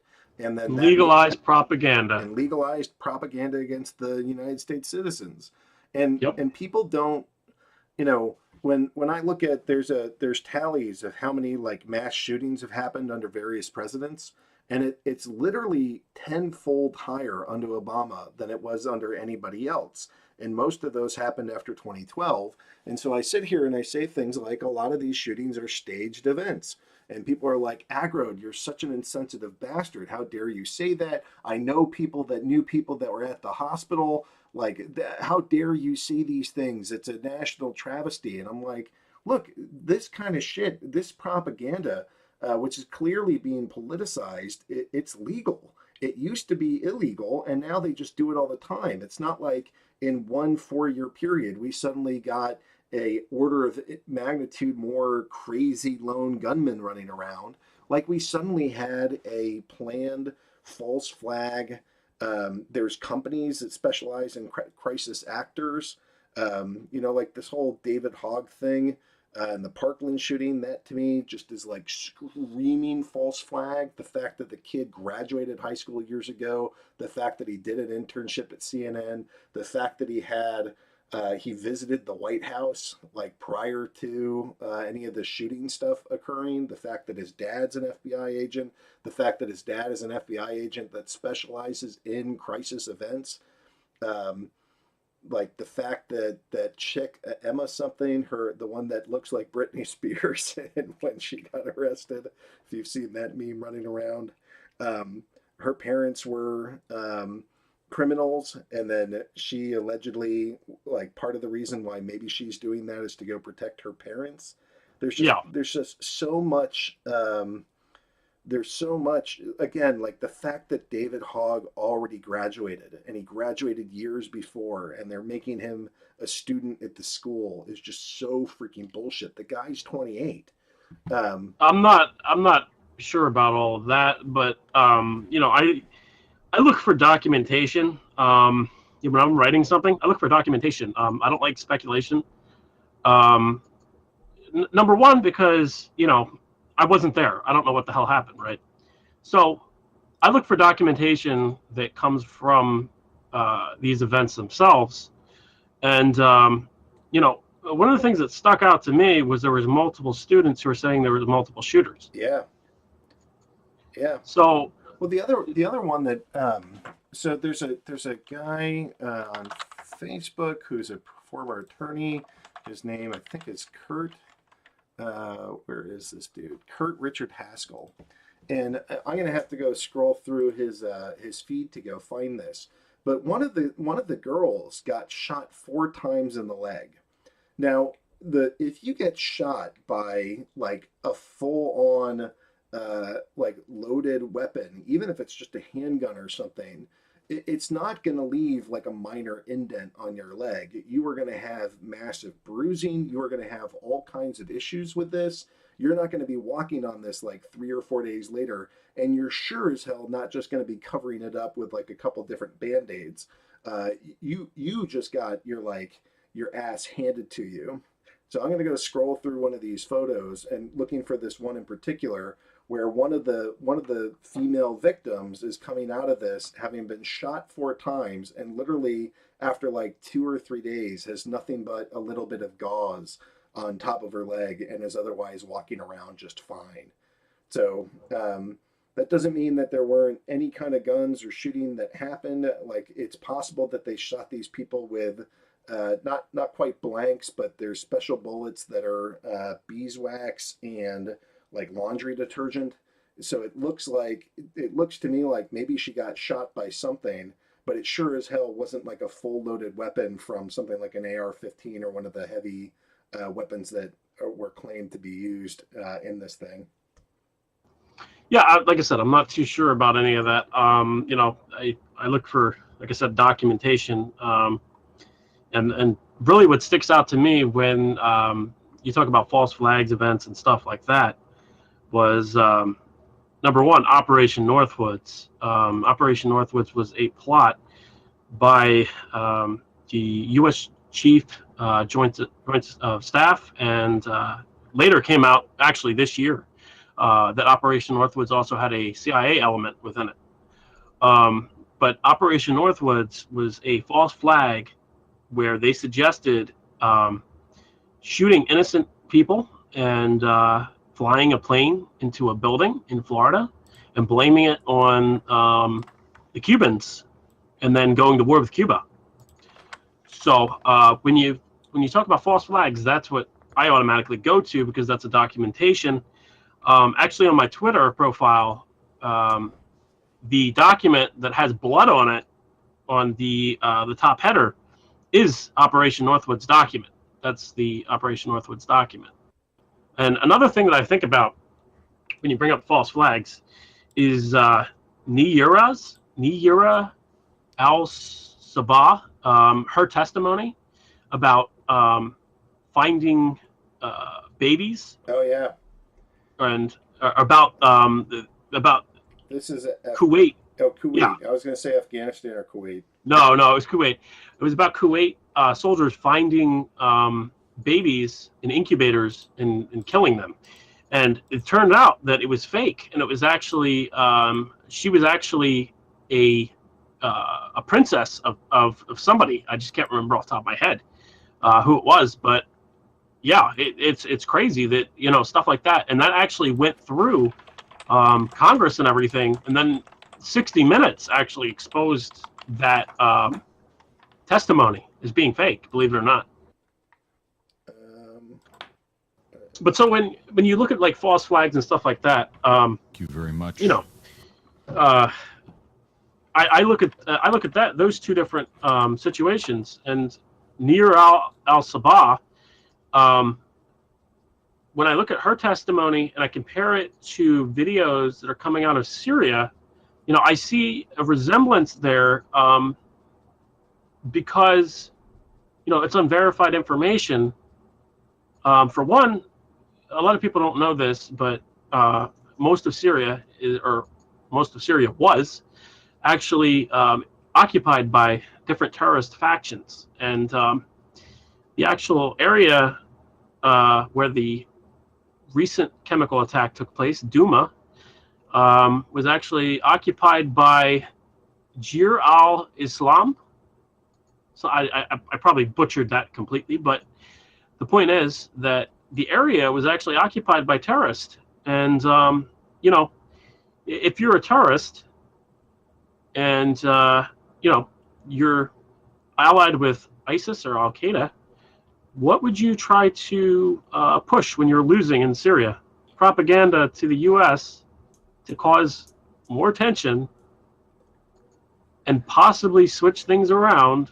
That's really the way I see it. Well, did you see that RT ran a story about one of the kids that was he was walking by the hospital, and they basically said, get in here. They pulled him in, and then they like immediately were filming him and washing him and doing these things. Right. But he's like, there was nothing wrong with me. I got pulled in there, and the whole thing was staged. Yeah, right. And the other big thing about it is, I wrote an article on this, was there was no damage on that canister. Yep, and I saw that. If that canister fell through that roof and it hit the bed, why would there be no damage on the bed? Why would there be no damage on the bed frame? Why would there be no damage on the table that's next to it? Yeah, it looked a lot more like somebody hauled a canister in there and then put it on the bed, rather than had a helicopter that dropped a canister from above them onto a bed. Like those canisters. So I do. I have a hobby as a glass blower, so I have one of those big torpedo-looking O2 canisters that I keep in my shed space, and you know, wandering around with that thing, that's like an 80-pound thing. So if I drop something like that from a helicopter a couple hundred feet up onto a wooden bed, that bed is getting freaking demolished. It is not just going to be like that thing's heavy. Yeah, right. You don't have indestructible beds like that. Not only that, here's the thing that people don't realize. If that fell through the roof, why would it fall through the floor? Yeah, no, I mean... because that's a second story. Like, you can see in the video that they put up online, you can see that's a second story room, right? Yep. So it would have fell... Okay, so if that really did happen, right, and it fell through the roof, it would have fell directly through the floor from the inertia of it falling out of a helicopter or out of a jet, you know, probably a jet. I mean, I don't think they would do it out of a helicopter. Maybe they might, but the point being, it doesn't really matter how it's falling. The point is that if it's falling, it would go through the floor. Yeah, feet, it's going to be, the impact is going to be like 8 giant fat men jumping on the bed all at once. Would smash through the wood, would probably smash through the floor, and it wouldn't look like somebody just gently placed a heavy canister on a bed. Right. Well, the other big thing about that is that there was no visible damage of a chemical attack besides the people that were claiming that they were hit by a chemical attack. Like, there was no yellow that was seen. If there's a chemical weapon that goes off, right, there would be spores of yellow all over the place. Well, there was no... The piece that I love too is the CNN folks wandering around afterwards, literally sniffing things. Like, you know, I'm a chemist. I'm not, you know, I'm not a professional chemical weapons inspector, but even for like just solvents, you do a gentle waft and try to get as little into your body as possible. Yeah, right. Nerve agents, you don't stick your nose into things and start sniffing to see, is this a nerve agent that could kill you? Well, it's actually great that you brought that point up, too, because there was a video that they uploaded where the guy is wearing a red striped shirt, okay? That red striped shirt is the same shirt that he's wearing in another photo that's supposedly after the chemical attack, right, the next day. It's like the so girl why would you... There's a girl from those Syria attacks that she's been in 3 different photos where she's been shown to be getting rescued out of something like. Yeah, I'm not too sure about that. I do know that there was a instance where some propaganda firm filmed a fake rescue. I remember that it was like in 2013 or something like that, I believe. I cited it. I remember that. I just, I do so much research and stuff like that. Things just go in and out of my head. Oh yeah. But yeah, it's interesting. Like I said, that he was wearing that shirt, and then afterward, if you were in a chemical attack, you would take that shirt off. You wouldn't keep it on for the next day. Yeah, no. I mean, I've been in a lab accident. The first thing you do when you get covered in chemicals and scary shit is hop out of your clothes and try to get And doused rinse with them. water. You're not Right. Man, this chemical, this really burns. Wow, it just keeps burning through my fabric. God, it really hurt. Like you take the freaking. God, it really hurts, but I love this shirt. I just want to keep it on. Yeah, no, that's literally what it's like. Yeah, right. You got to look good. Yeah, well, that's the thing, man. It doesn't make sense. And actually, there was a journalist who's a famous journalist, a war journalist, right? And he walked into Syria and he said that there was no visible signs of a chemical attack. That's Fisk, right? Yeah, right. I can't remember his first name, but it's right, Fisk. right. Yeah, I couldn't remember off the top of my head either, but yeah, he went over there.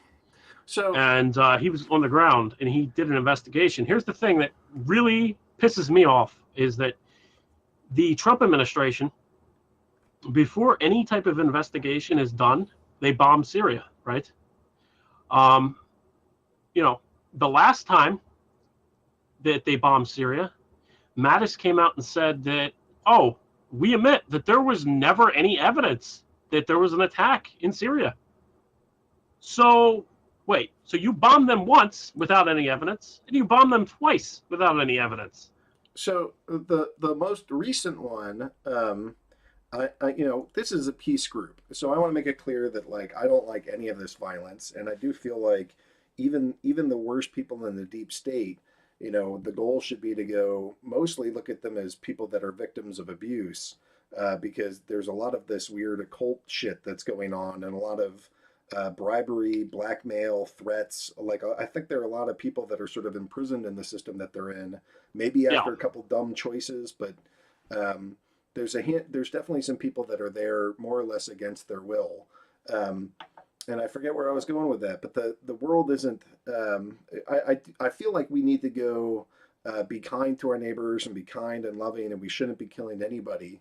That said, when I look into who actually got blown up, it was a chemical facility, and that had some Rothschilds that were on the board of that. It had I gotta go look through my board of directors notes, but it had sort of like a who's list of giant deep state assholes or truth community assholes that were on the board of that. So I it didn't look like they were striking a military target per se. It looked like that facility was owned and operated by some of the deep state targets that I'd love to see taken down anyways. So there's a lot of violence in the Middle East I find offensive. That last airstrike was the least offensive thing I could imagine for a war zone. Okay, well, on the topic of an airstrike in Syria, just the fact that Trump bombed a sovereign nation violated international law, and the fact that Russia is over there, it's a dangerous situation. The wrong move by the U.S. could start World War III. Well, and when I look at that, and when I look at what I think I saw was something pretty heavily coordinated with the Russians, and it seemed less like that was just a spontaneous America's going to do whatever the shit it wants because we're America and fuck everybody else. That looked more like they were, to me, and again, I know that I'm on the conspiracy theory side of things, and I'm taking information that is secondhand that I've scrolled through from social media and a bunch of other people that care about this, and just taking whatever reports I can and streaming this down. I'm not looking at official documents afterwards. To me, I think a lot of those official documents are going to have a lot of bullshit that's been put into them. So I'm actually kind of skeptical of some of those. But I trust some of the things that I'm seeing that's coming out of here in terms of who's on the board of that company. I'm looking for the sort of image of the main holders and the board of directors of that place, so I can show you what at least the nuns that researched this think. You're talking about the vaccine building, right? That was bombed. I don't even know if it's a vaccine. That's not what was on my head. It was like a chemical research, and maybe it was vaccines. It was vaccines, 100%. Okay.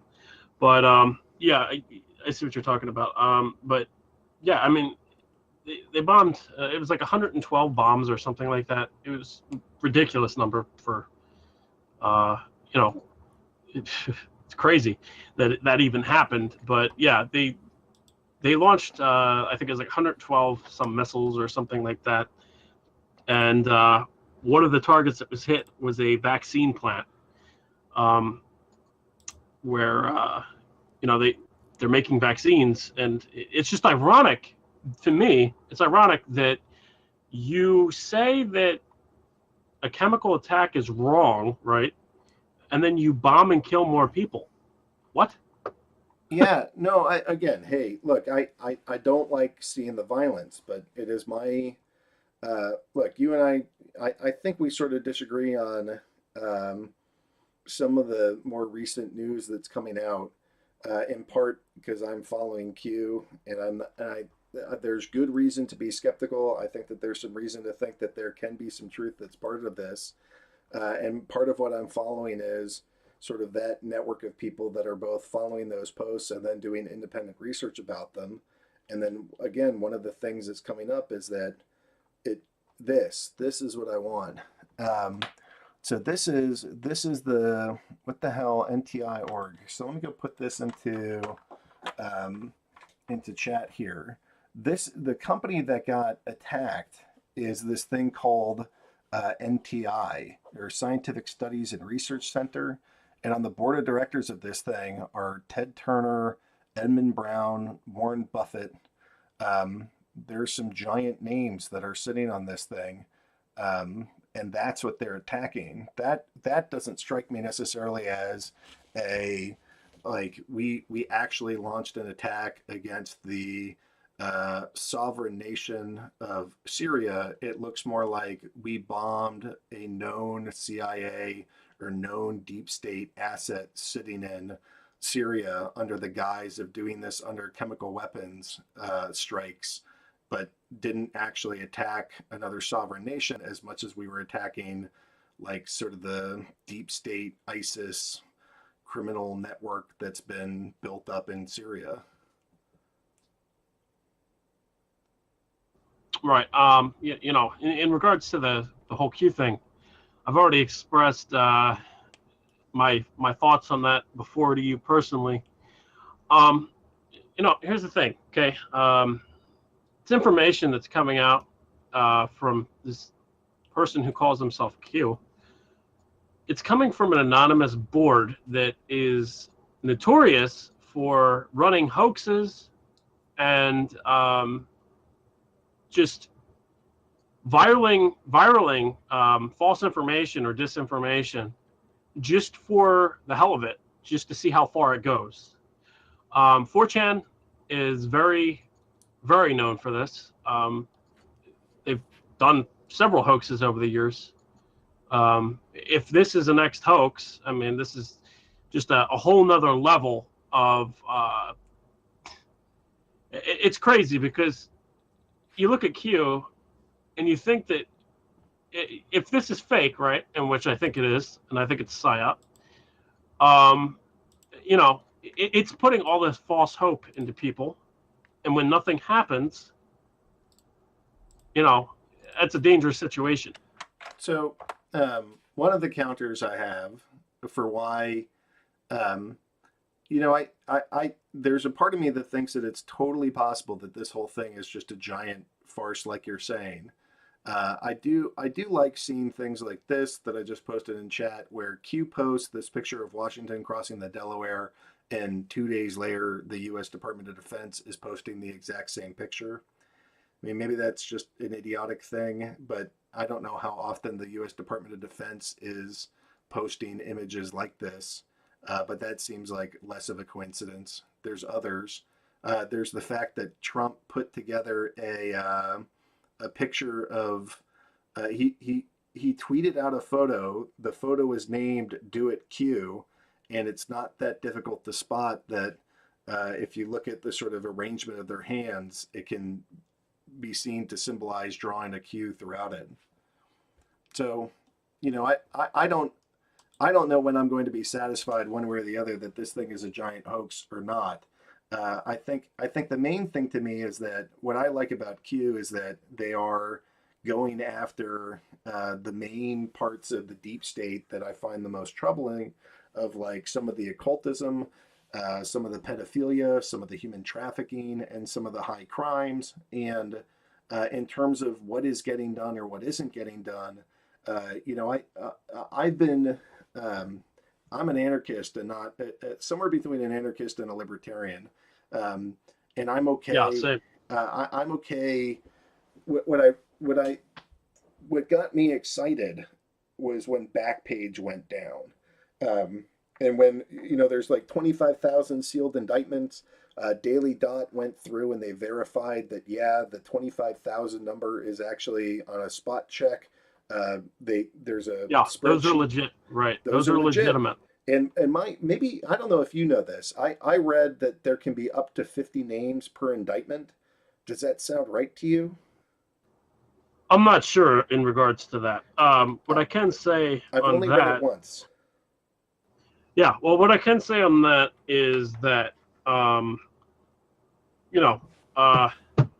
even though I believe Q itself is a quote-unquote psyop, there has been an effort that's been going on for several years trying to fix government and remove the corruption that is within the system. Do you follow Jeremy Corsi at all?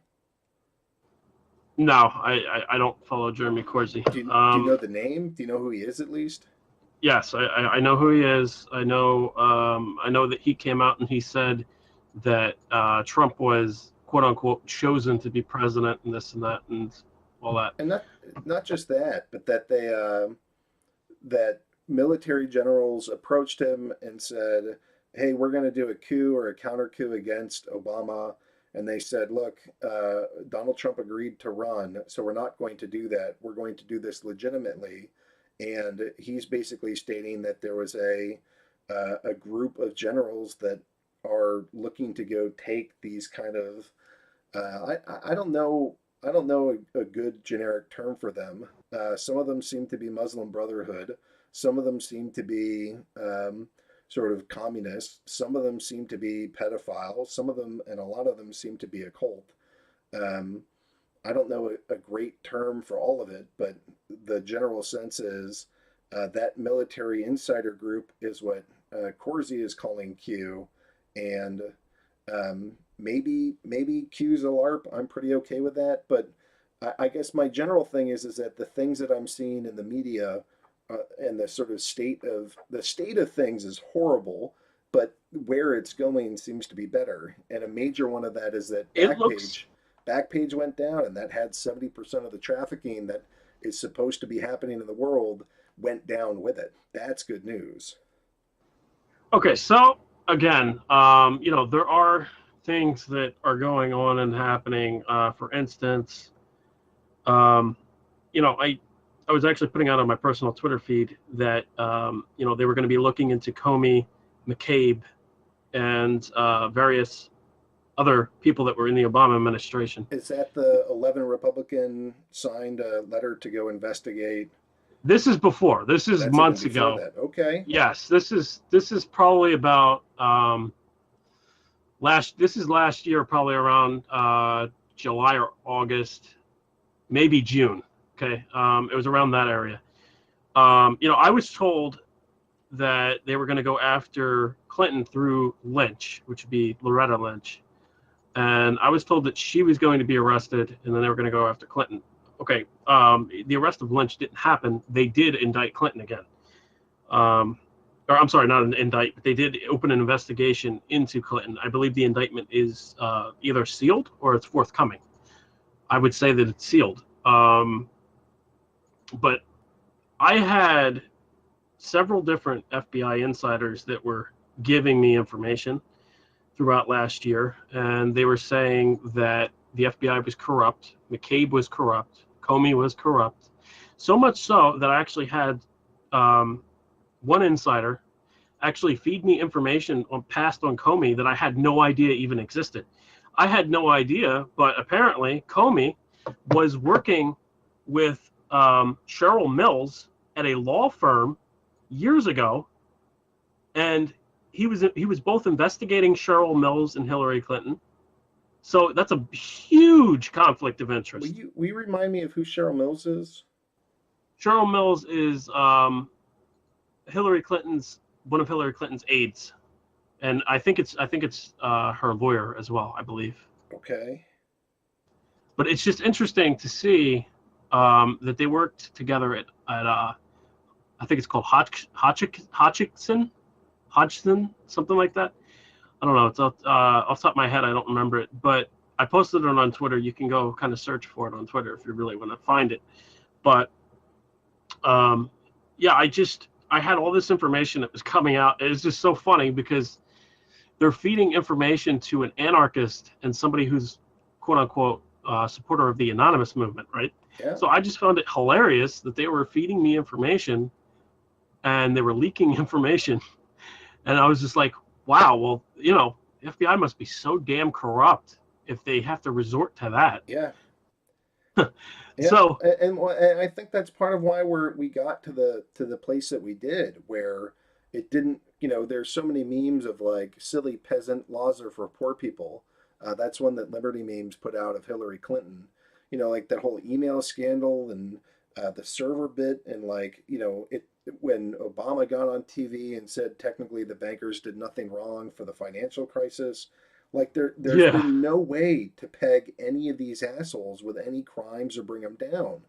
And they just seem to have too much power in too many key spots to sort of penetrate the bureaucracy and hold them accountable. Right. Well, again, I would say read my Wall Street fraud series if you really want to see how deep things go. In that particular instance, that's Romney, Bain Capital, and Goldman Sachs. So, you know, they say that there's no evidence that they did anything wrong. Oh, well, the evidence is right there in my article. I cited several instances where they've committed crimes. Yeah, I you know, there's really not, I don't, let's see. Like, I don't think there's that many doubts that are left that these people are criminals. I mean, maybe I guess there's still people that think Hillary is a good person and, you know, might still be hardcore Democrats or something. And maybe there are people that believe in a lot of the Republicans. I don't really mean to say that this is just. Well, the problem is that Hillary Clinton pushes this whole right-wing conspiracy meme. And, you know, when you really start to look into it, and you look at all the different things that have happened throughout their history, you know, I wrote an article months ago about all of the different things that have happened under the Clintons. And, you know, I cited all the times that they've lost documents during investigations. I cited all the times that there was break-ins conveniently for them. You know what I mean? Like, it's so obvious that the Clintons are a mafia. It's so obvious that the Clintons are a mafia. And it's funny because if you actually look into WikiLeaks and you pull up you look into WikiLeaks and you search for what is it? You search for a plane crash, right? You search for a plane crash. And the agents the agents at Stratfor actually are talking about it and saying they're talking about the plane crash. Clinton's signature on it. Yes, that's exactly what they say. They say that, I thought that Vince Foster was the only person that the Clintons killed. And then, like, I mean, it's just incredible how many people have actually died under the Clintons, and for people to call that a coincidence, I mean, I know a lot of people, right? People aren't dying around me. Yeah, but but that's the thing. It's like, and how that can you term, say that's a coincidence? if you're looking into something, the term is the Clinton body count. That's what the alt-right mega Nazi bastards that basically, So I got into this Q server, and a lot of them use that Pepe meme, and Pepe had been called an alt-right conspiracy Nazi thing. And like a lot of the people that are in there are just like, they're schmucks like me that spend all their time sitting on the internet scrolling through news feeds and trying to figure out what the hell is going on in the world. And that's hardly an alt-right stance. But they've come through and they've come to the conclusion, like you're saying, that the Clintons are a bunch of criminals. And so the Clintons and the Democratic Party have labeled these people as like total right-wing, alt-right Nazis. And maybe there's a couple examples. I mean, I've actually been pretty pleased at how pleasant that server's been. In comparison, I went over to like Maui, which is like what's supposed to go replace Facebook next, and a lot of people send me links there, and like that's just filled with people that are using curse words and like really having racist slang, just grotesque sex pictures everywhere. Like that's been a really unpleasant experience as opposed to being in the QAnon server that I'm in. And yeah, they're using Pepe memes and they're alt right and they're like looking into the crimes, but I haven't seen any instance of like deep deep shitty ideology other than like this shit's for the lulz, or we got to go bring these people down, or there might be some Christian first kind of things, but this is not uh like pro-Nazi shit at all. I've just been impressed by the relative kindness and goodness that server has shown thus far. Okay, so there's two different alt-rights. There's the one alt-right, which is basically white supremacist. Okay, so, and then there's the meme alt-right. The meme alt-right are not affiliated with the white supremacist alt-right. They just call themselves the alt-right. So there's two different alt-rights. Do you think they call themselves most journalists that? don't even fucking know this. I don't think that they call themselves that. I think the Democrats call them that, and I don't think that's by accident. I mean, I think that they literally try to conflate these people that. So Pepe belongs to a nation called Kekistan. Kek being like an alternative spelling of lol.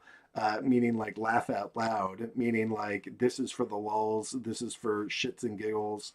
But they, Pepe is like a soldier in the Kekistan army or the Kekistani army.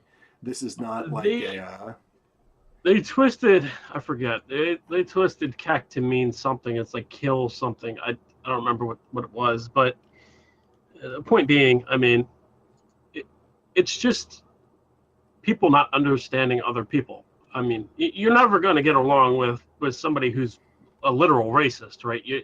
You're just not going to get any sense into that type of person. Their ideology is already set.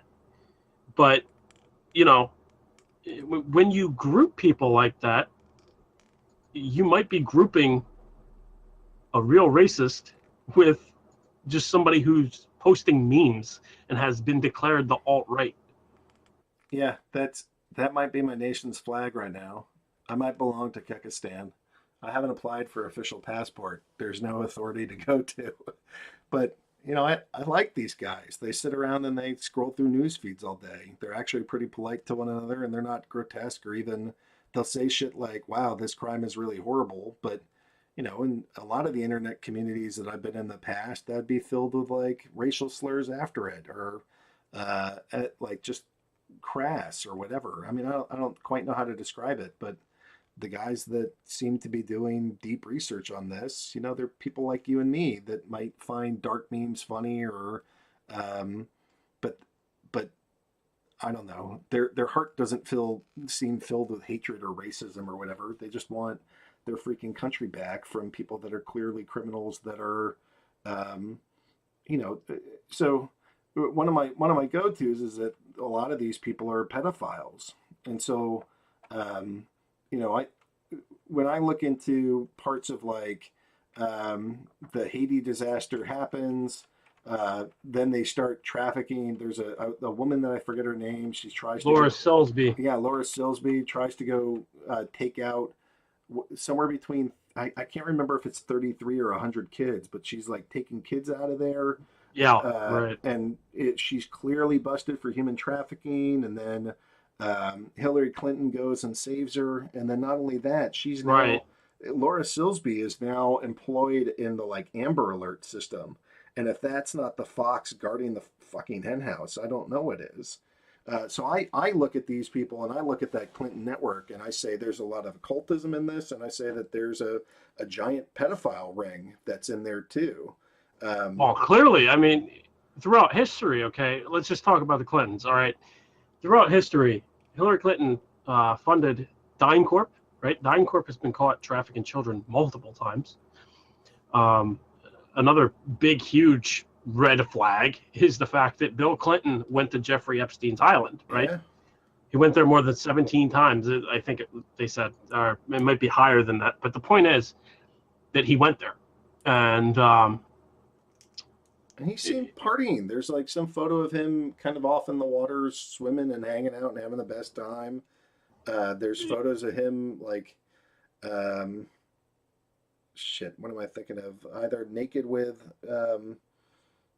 some folks.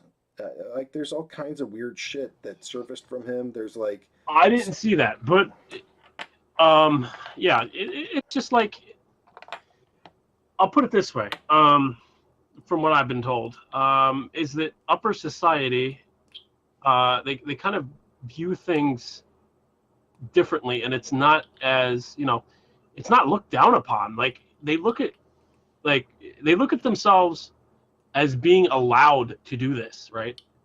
That's how things are. Yeah, and actually that's part of why I think that some of this is that's actually part of why I think that some of these people deserve some sympathy too. Like I know that they're committing atrocities, but in a lot of ways they've grown up in entirely abusive, systematically horrific, cultish torture, sexual abuse for their entire lives. It depends on who you're talking about and everything like that. I mean, not all these people are guilty of pedophilia, et cetera, et cetera. It really just depends on who you're actually talking about. But as far as occultism goes, I mean, you have Skull and Bones, that is a secret society still existing today, where they do a mock killing ritual for initiates. Yeah. I don't understand at all how anybody is okay with people of power doing any types of these rituals like that. And besides the mock killing, they also do a initiate ritual where they lay down in a coffin and then completely naked and have other people touch them. How is that okay? How does that translate to being okay? They're and just not cool. perfectly That's normal? what the cool kids are doing now. This is just millennial behavior, pan-gender, Oh, yeah. post-gender, whatever, coffins and death and touching nudies. That's just what the cool kids are doing. Yeah. Well, anyway, it's been going on for several years anyway. It's decades, right? Like, The point being, wait, just let me get this one point across. The point being about this is not even that all of these rituals are going on. It's the fact that all of these rituals are going on inside a windowless room, a completely windowless courtyard, right? And you can't look in or anything. It's just like, well, what are you hiding? Like, why is this so dark? But that's not the only secret society that does all those different things. There's Cap and Gown that also does kind of similar rituals like that. And Kathleen Griggs, I think her name is Kathy Griggs, a wife of a former colonel, I think it was. I believe he was a colonel.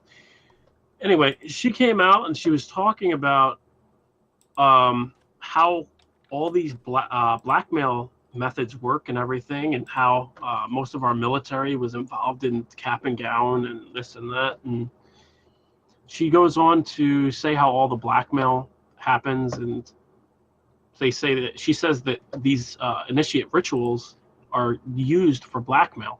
Yeah, I believe that. Right? Like, and I don't know, the second that you have anybody doing any of these things, you know, I've Ben Fulford, and I know that he's a questionable source, but he likes to use the phrase, you're given the choice of silver or lead at that point. And they say, look, you can either go along with this, and if you do this, we'll give you money, we'll give you power, you can commit crimes, and we'll look the other way. Or you can rat us out, and we're going to kill you, kill your family, rape you, rape your family. We will end you. We will wipe you off the map. Which one are you going to do? And that's the option that you get after you've been sucked into this thing in any way, shape, or form. Yeah. In regards to Fulford, I actually talked to Fulford years ago. And more recently, I saw that he met with Robert David Steele, and I was just like, whoa, wait, what? Because the Fulford kind of gives me this, I don't know, it gives me this vibe of like, just, he's putting out information, but he's also putting out disinformation. Like, some of the things that he said has been so out there and just insane, you know. I don't know. I honestly don't know about Fulford, to be honest. Well, and that's I just saw him. I put a caution in when I mentioned his name. I know that he rubs a lot of people the wrong way. I mean, I think you know, part of why I'm likely to be spending 8 hours a day in front of the internet is that I don't trust any of my sources. And you seem like a phenomenal guy. I'm not even going to trust you. You know, I'm gonna go look for. I'm looking for at least 3 points of contact where I'm hearing various sides of a story, and it seems to make sense with a bigger picture for me. I got to go see this in multiple places, and I just don't freaking trust anybody anymore, because finding an actual accurate news feed, I think, is basically impossible now. All of it is corrupted by just some fuckers that do it for the lulz, some propaganda from various sides and factions. I mean, I think it's basically impossible to get good news. Okay, so all right, anybody who says that they are 100% accurate, you know, I've made mistakes. If I make a mistake, I put it out and say, hey, I made a mistake. I'm sorry. You know what I mean? Like, if I make a mistake on something, I put it out. But when I'm really, honestly, I don't make mistakes when I'm writing up something, because I look and I dig and I research. Like, I research probably about, I would say, before I'm writing a story, I research probably 5 or 6 hours of just pure research and just digging into something. And then I just write it all up. So I would say, in regards to not trusting me, I wouldn't want you to trust me, because I don't want anybody to trust me. I want you to think for yourself. I want you to look and see the citations. You know, I mean, there's citations there. That's roughly what I'm doing. I'm not really trying to call into question your authenticity, your honesty, or anything like that. Oh, no. I'm saying to you that you should. Okay. Well, you should. Everybody should. I mean, that's the thing. You should think for yourself. You should any more than anyone else. You know, right. No, I know what you're saying. I understand what you're saying, but I'm just saying in general that everybody should. They should think for themselves and look into what is being presented to them. For instance, you know, I'm a huge proponent of attacking your newswire, because your newswire puts out so much fake information. It just makes me want to. Yep. Yeah. Okay. So speaking about that in that context, I actually got in trouble and got suspended on Twitter, I believe, for calling out Baxter Dimitri of your newswire and exposing him as a fraud by taking the image that he used on a story and putting it into Google and you know, reverse image searching the image and I found out that the image that he used was from a story that was years ago about a dying veteran, and I was just like, how much like audacity do you have to put out a story like that and use a picture? Like, first off, putting out a fake story is one thing, right? But putting out a picture of somebody who's dead, I'm like, wow, that's crazy, man. Like, it's just like nobody has any type of humanity anymore, especially not them. But yeah, there's a lot of fake news. That's the point. So we've had a fair amount of conversation here. We've been doing this for about an hour. I'm interested. Can you give me your breakdown of how you think the world actually operates? Like, okay, you have to go red pill somebody, and you have to go take a normie and let them know, hey, the world right now is kind of fucked up. Let me tell you what's going on. Like, what would you explain to somebody? How do you break the news of like, oh, by the way, this world is totally fucked right now? I mean, okay, so all right, so I always say, and this is actually the meaning behind my name being Illuminati. There's no such group currently that is the Illuminati. The Illuminati is an old society. The current people in power might be trying to be the Illuminati, or the old faction of the Illuminati. The was it Bellatine? No, that's Bavarians. Bavarian. Thank you. I thought of Bellatine, and that was wrong. But there are secret societies today. The world is run by the CFR. This is the Center for Foreign Relations. Yes. Council on Foreign Relations. Council on Foreign Relations, the Trilateral Commission, Skull and Bones. There's other societies, and there's other groups, right? There's all types of different groups, okay? These guys who are in these groups, they're not all the same people, right? They're not organized as much as everybody seems to think they are, and like, it's just not. It's not organized. Yeah, I tend to think it's cooperation, right? They're generally trying to control more of the planet, and they generally are in competition with one another, but they're still trying to control it. They're like looking for more of their own piece of the pie.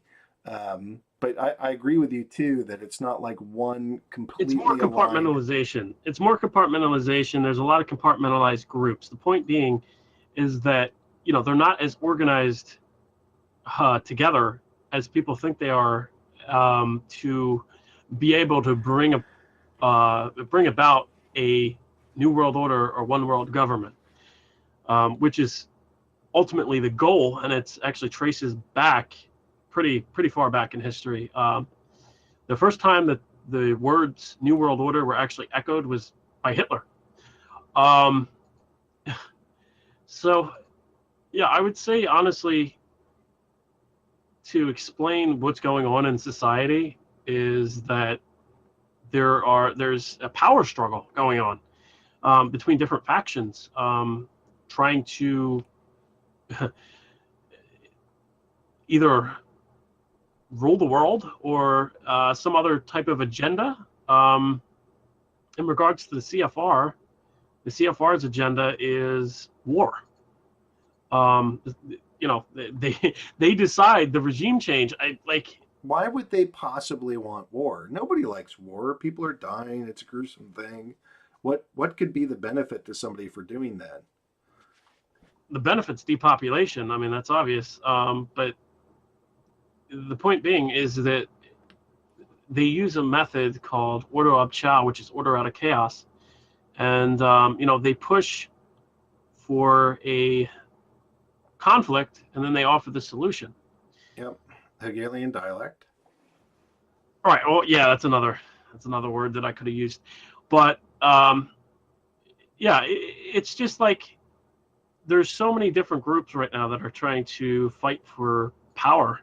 And right now, what we're witnessing, if you want me to be honest, what we're witnessing, and for since last year, I believe, since Trump was actually elected, I believe, is a civil war that is a silent civil war.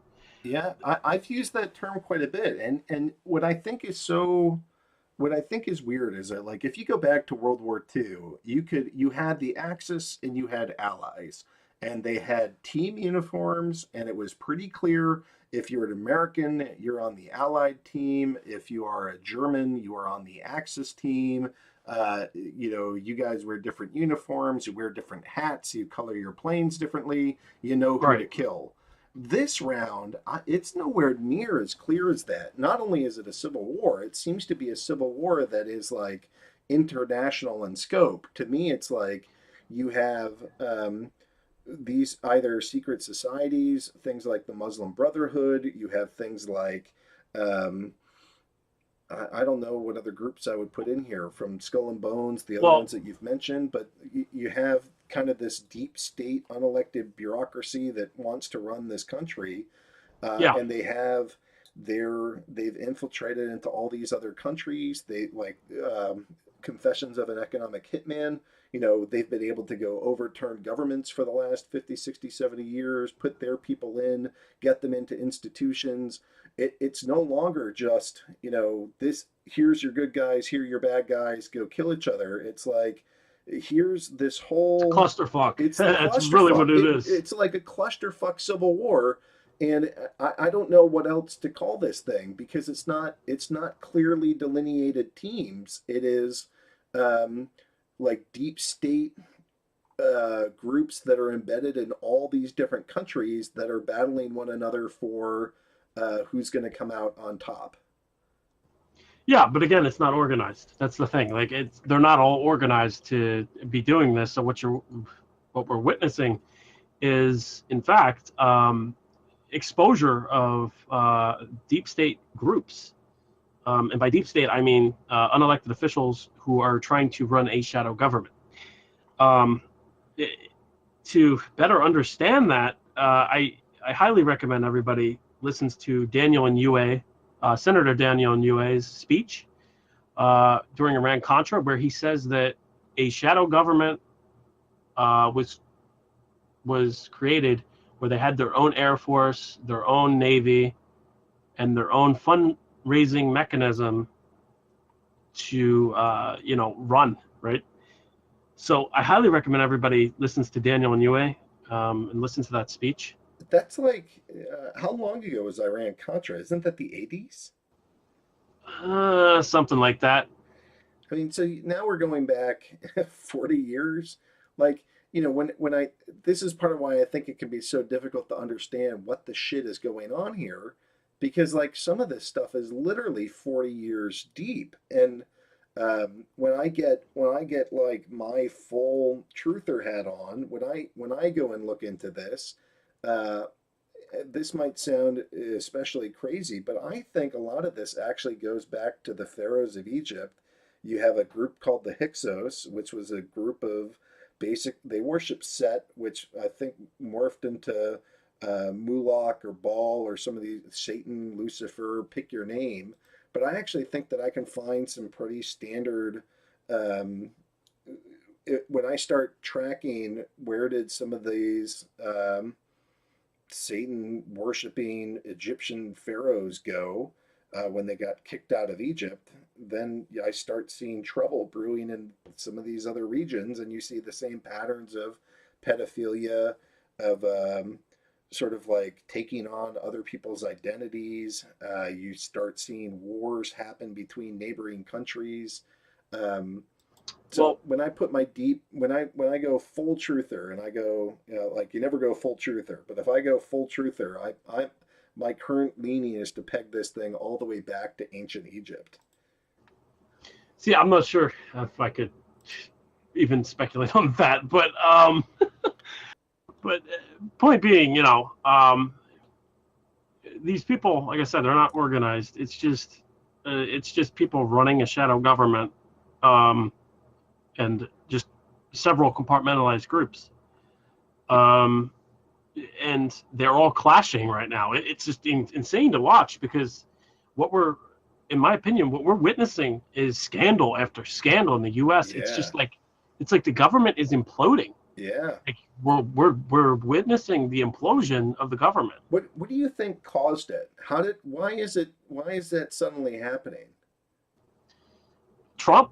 I mean, honestly, like. Do you think it started at Trump, or do you think it happened Yes. before Trump at all? Do you think all of this implosion is now simply 20?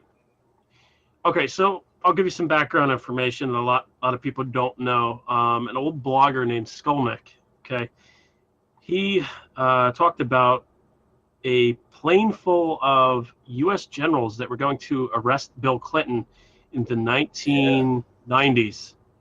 Okay. Blew it up.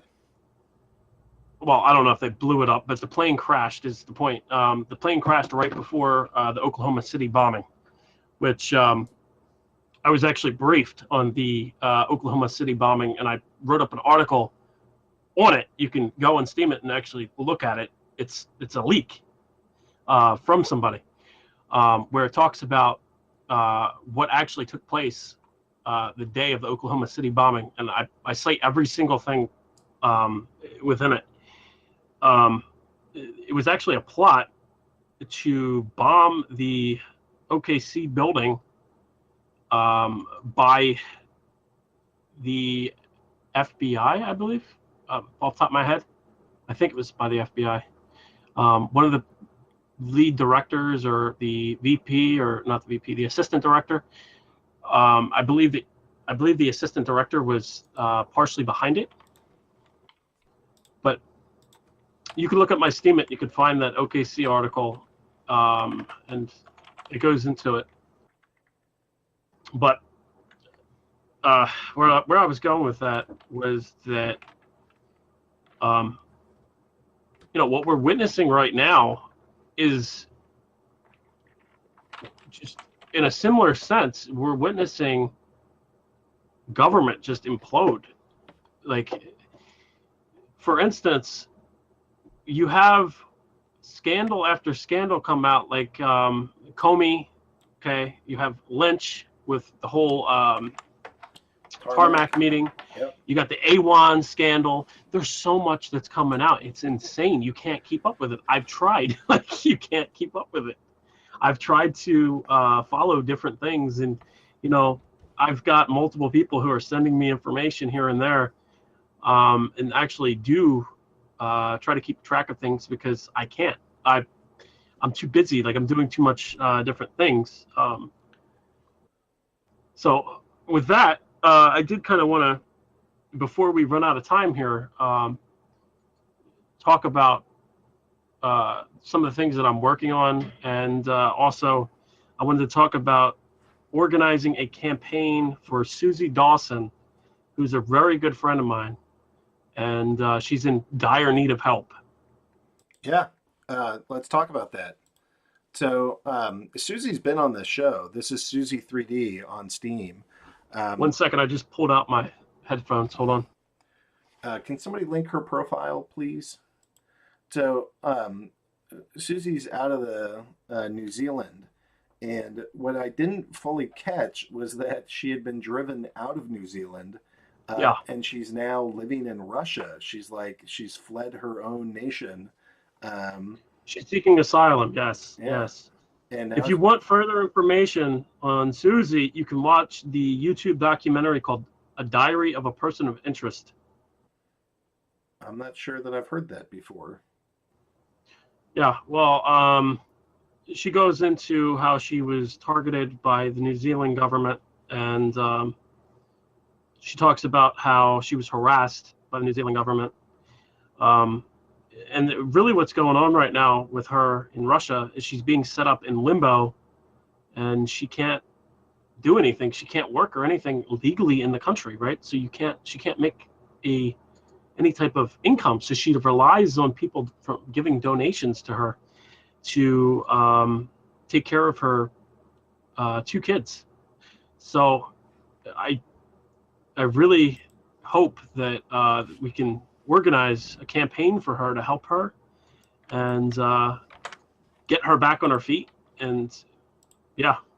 So what I'm doing right now I'll send this through Agrode. I have a couple different accounts. Steam, SBD, Susie 3D, 100 SBD, best of luck. All right, so I just sent her 100 SBD. Hopefully you guys will chime in too. She's a phenomenal investigative journalist. Let me go to Steam D so people can see that I fucking did this. Actually, I can just go to her wallet, and hopefully that'll show up here in a second. Come on. There it is.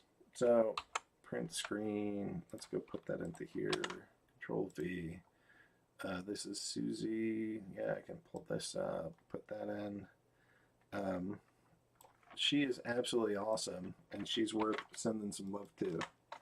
So she's also the Internet Party candidate of New Zealand. So she's actually candidate. I thought she's not a candidate. I thought she was like running the Internet Party. No, she's a candidate. I didn't realize that. So what is she running Kim.com. Kim.com runs the Internet Party. It's his Internet Party, but she's running as a candidate for New Zealand. From exile? Yeah. I have some of her story backwards. I thought that, first off, I didn't realize she was living in Russia. She sent me like footage of her in Russia, and I'm like, this is weird. Why is she in Russia? I didn't realize that she actually lived there. Then I thought that she was helping to run the campaign. I didn't realize that she was actually a candidate herself. That would be, yes, she is. How awesome would that be to go win a seat while in exile?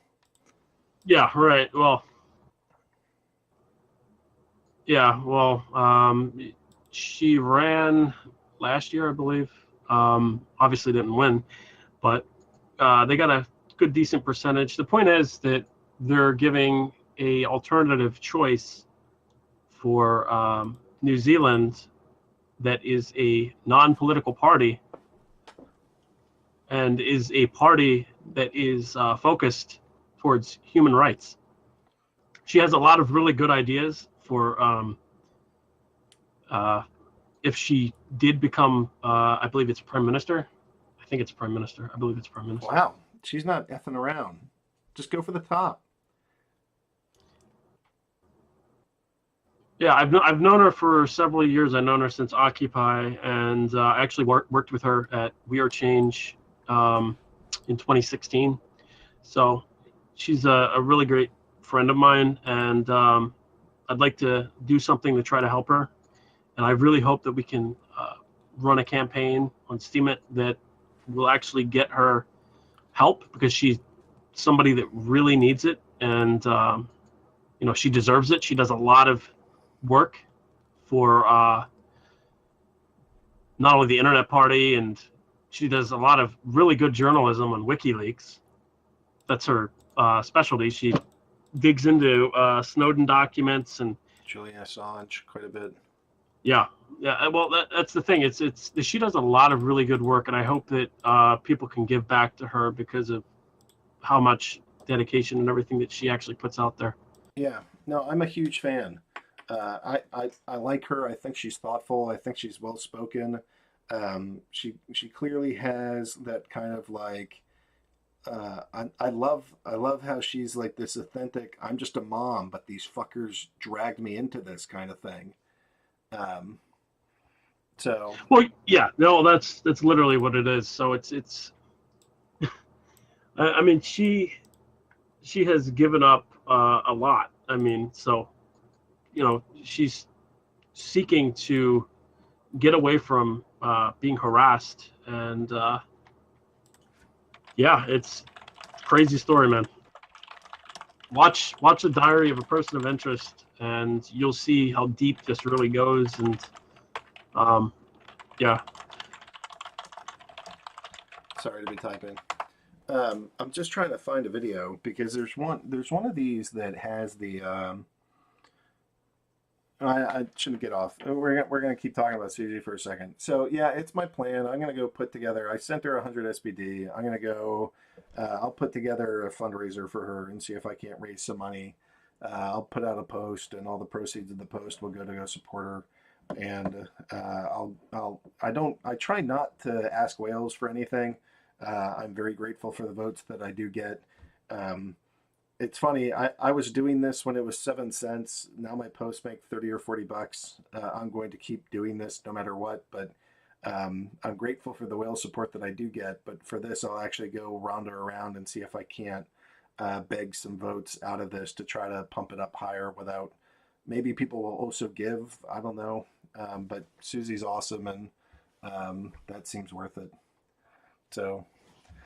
Yeah, it would be awesome to be able to put something together like that and actually have a full campaign where people in Steam It show that they're better than most of the world and actually give back. So I've had success doing this before, and you can't do it like these pure sympathy cases of like begging on the chain. I don't think does any good, but. Susie's actually done a nice job of bringing investigative journalists to the platform. She has her own Discord server of people that are as high profile as you can be while not working for the mainstream media. And I feel like she's an awesome influence here. And yeah, like Lee Camp and everybody. Yeah, right. Yeah. Well, the thing is that she's done a lot of work, and I really hope that that people really consider here to help her out, because the next step, if she can't afford to pay for rent, she'll have to be going to a homeless center, and we won't hear from her. So I really hope people consider to help her out here. Yeah. So as you saw, I put out Solace Bitbank sent the 100 Steam. I just sent the 100 SBD. That's awesome. Thanks, guys. I'll put out a post. We'll see if we can get. Hopefully, I'll get some of the whales that support me to chime into that post, and we'll just toss all that we get to Susie. And when that happens, people often will go donate. Like we see that Globo's not like a horrifically rich human being, but even he's kicking in 10 SBD and stuff like that. So. MSP Ways has done a decent job before of raising money, and we'll do it again, and this seems like a worthy cause. That sounds great, guys. And then the second thing that I really wanted to kind of talk about and in a sense kind of promote, I guess, are the two projects that I'm working with, one being a social media network, which is onename.social. We just launched a beta. Is that with a for the one, social network, or is that a like the word one or the number word one? The word one. So, onename.social. Yeah. Onename.social. You didn't even tell me this, so I haven't even been here. What is this thing? This is a new social network that's kind of like Facebook, except you get paid in cryptocurrency. In the future, you'll be able to get paid in cryptocurrency for running pages. You also get paid in cryptocurrency for your posts, like Steam It. You can also cross-post to several social networks, including Steam It. So this is a really big project, in my opinion. I think that the uniqueness of it, of being able to cross-post to other social media, is pretty huge. I don't think that's been done yet. Yeah, I'll look into this. I'm not ready to go promote the crap out of this. I mean, I am a Steam witness, and it is my job to go promote Steam. But I'll look into One Social and see if I feel like this is competitive or if this would be symbiotic. I don't know. I'll look. It's more they complement each other. Actually, the team worked with the Steam It devs to implement the API within OneName Social.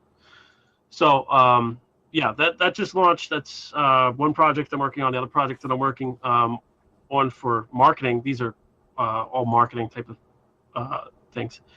The other project I'm working with for marketing is presearch.org, which is in my sense, it's a destabilizer to Google.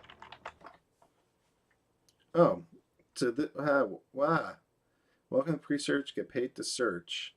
Yeah. So what do you do? Okay, so you can search multiple search engines and you get paid using pre-search. So you can, Is that a coin? yes, So it's basically Google, but I'm getting paid. It's a search engine, like an Alta Vista or a Bing or a Google. It seems like it cross searches, but it cross searches. You're right. It cross searches like dozens and dozens of search engines. It's amazing. It's pretty next gen technology, to be honest with you. I use it for researching purposes, and I'm also a part of the pre-search council. So yeah, but it's just, not just because I'm part of the pre-search council, but honestly, before I was part of pre-search, this project stuck out to me because you're getting paid to search, and ultimately what they want to do is create a decentralized search engine where it doesn't utilize the mainstream search engines, right? It's its own search engine that is completely decentralized, unbiased. You know, if you use Google and you search for companies, or I'm sorry, you search for products, right? The first couple searches that you're going to get are going to be Amazon, eBay. You're going to have Google partners, right? yep. You're not going to have mom and pop little shop businesses, right? Well, the founder of Presearch actually ran a business, a small town business. His name's Colin Pape. Okay, he sued Google in an FTC lawsuit for violations for putting his business below in the search results, right? So the fact that Colin, the founder of Presearch, went after Google, in my opinion, that's huge because we haven't seen somebody go after Google and want to compete with Google, right? Now, they say they're not competing with Google, but ultimately it's a search engine, it's competing with Google. But yeah, it's a very good project, and I think everybody should look into it. Make a beta account, sign up, and start earning. Get paid to search. Did you see any of the what do I want to talk to? So when I was paying attention to the election stuff, my interest in politics waxes and wanes. Recently, because of all these disclosures that are happening, I'm way into it. Back before the election, mostly just because I didn't want to see Hillary Clinton win, I was putting out quite a bit of content. And one of the stories that shocked the hell out of me was Google seemed very much to be altering what information, especially about Hillary Clinton, you would see. So all of my searching is usually done on DuckDuckGo. There's two reasons for that. One, if I do copy image or copy image address, it shows up in my in Steam well, whereas Google Images do not. But the more important one is that when I just simple searches of like Clinton crime or Clinton something, it wasn't a bunch of fluff pieces about this witch, which is what Google showed. DuckDuckGo and Yahoo showed like a really good, here's what people are actually searching, whereas Google was showing this is the news that the deep state would want you to look at.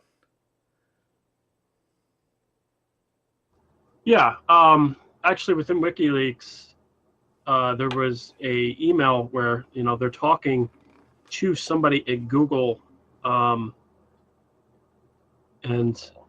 it just shows collusion.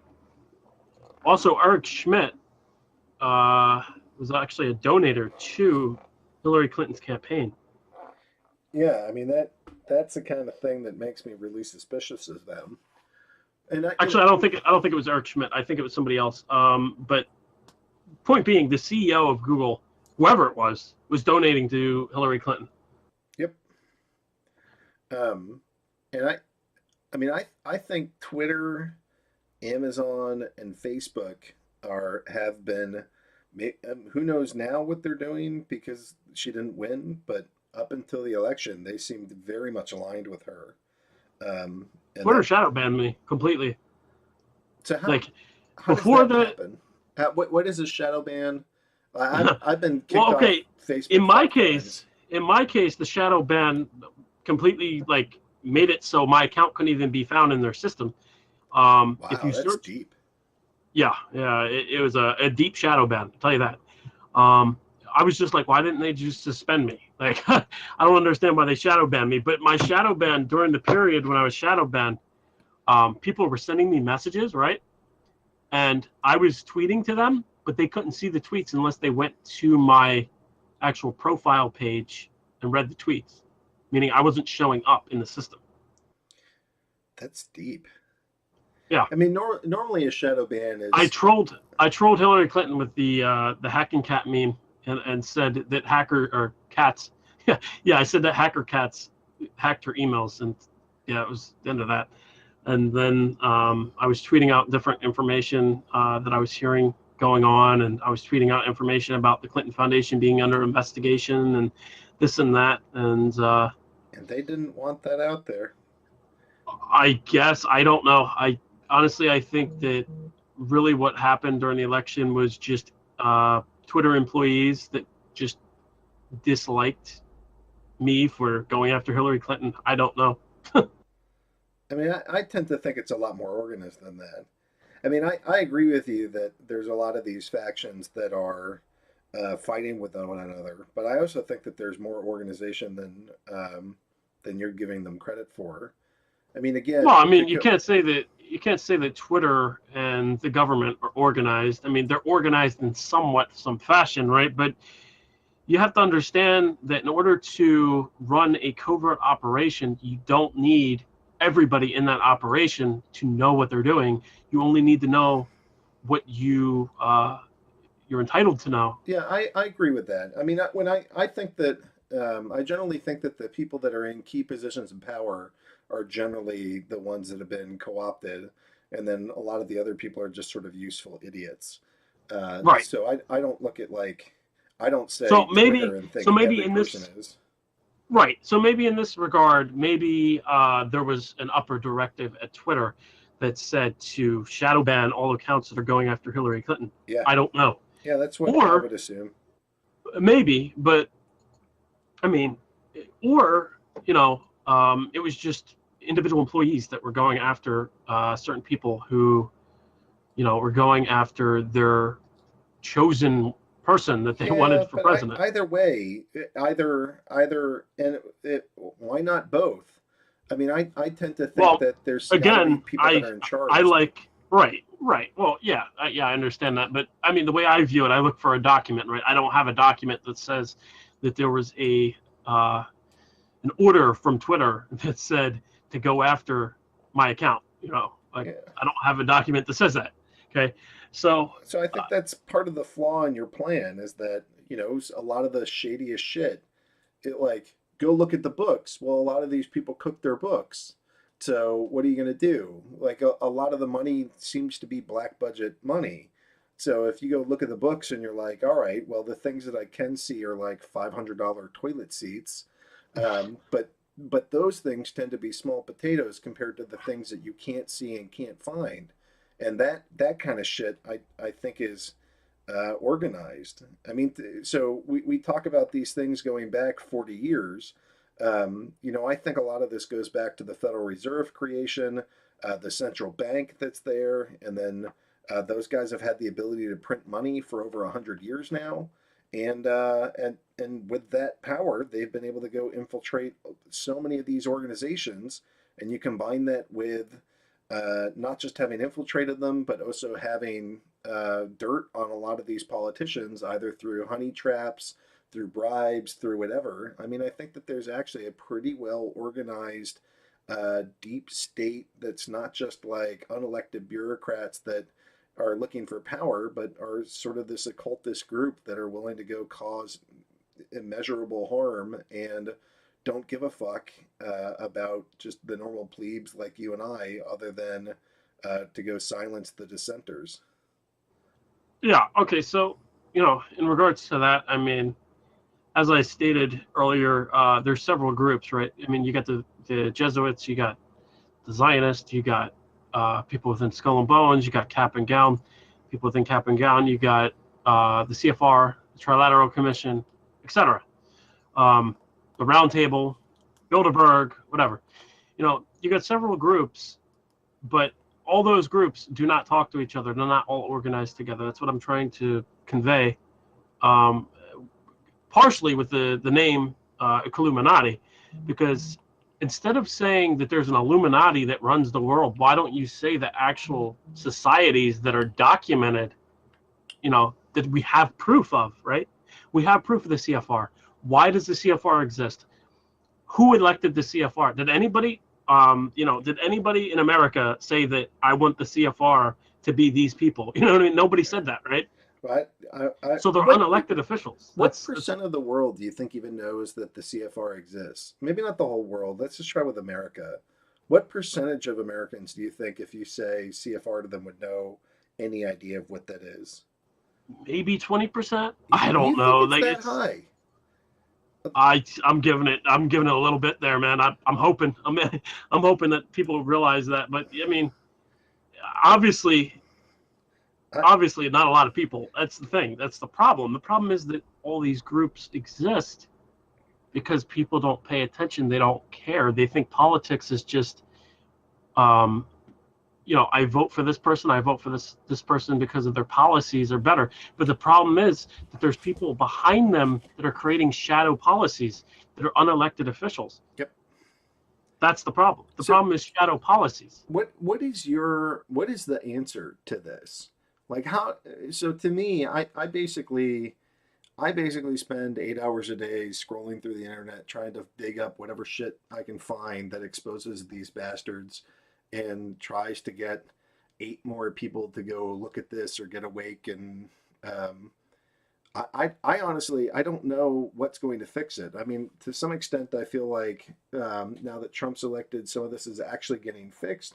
And for the people that take offense to the name Trump fixing things, because he's a serial womanizing, business failing, whatever, I wouldn't give all the credit just to Trump. I mean, if you look at his cabinet, it's basically all the top brass in the United States from a variety of different military organizations.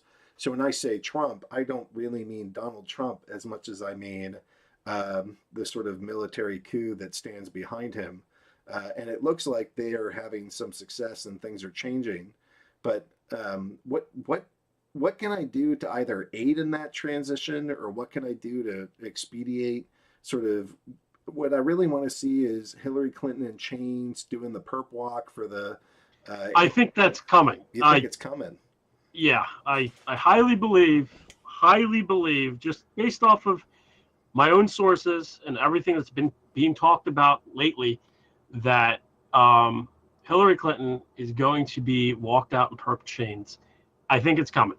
And I think the way, I don't know if it'll be this year or it'll be next year, but I think it's coming.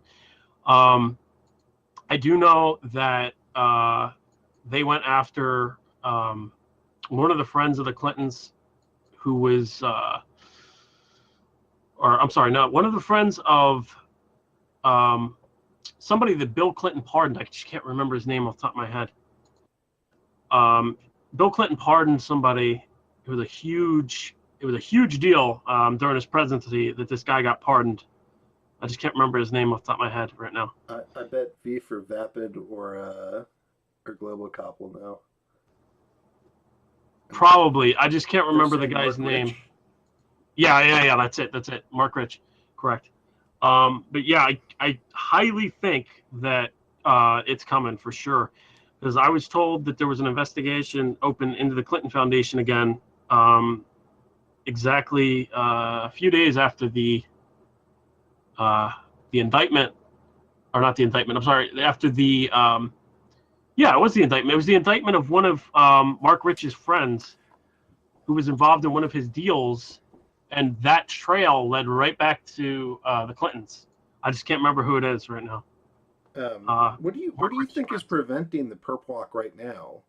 So the sort of like rumors that I'm hearing is that a lot of bridges and a lot of we just saw like a World War II bomb was excavated, I think out of Germany, that had been sort of either in a public space or something.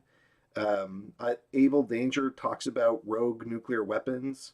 I mean, I sort of get some sense that some of what is holding back this stuff is that the world and the people in general are actually being held hostage by large weapons and nuclear weapons in some cases, and just conventional weapons in others that have been implanted in bombs, cities, public centers, bridges, whatever, and are actually loaded with explosives. And that if they're brought down, if the criminals are brought down, that they're going to go launch these things or set them off.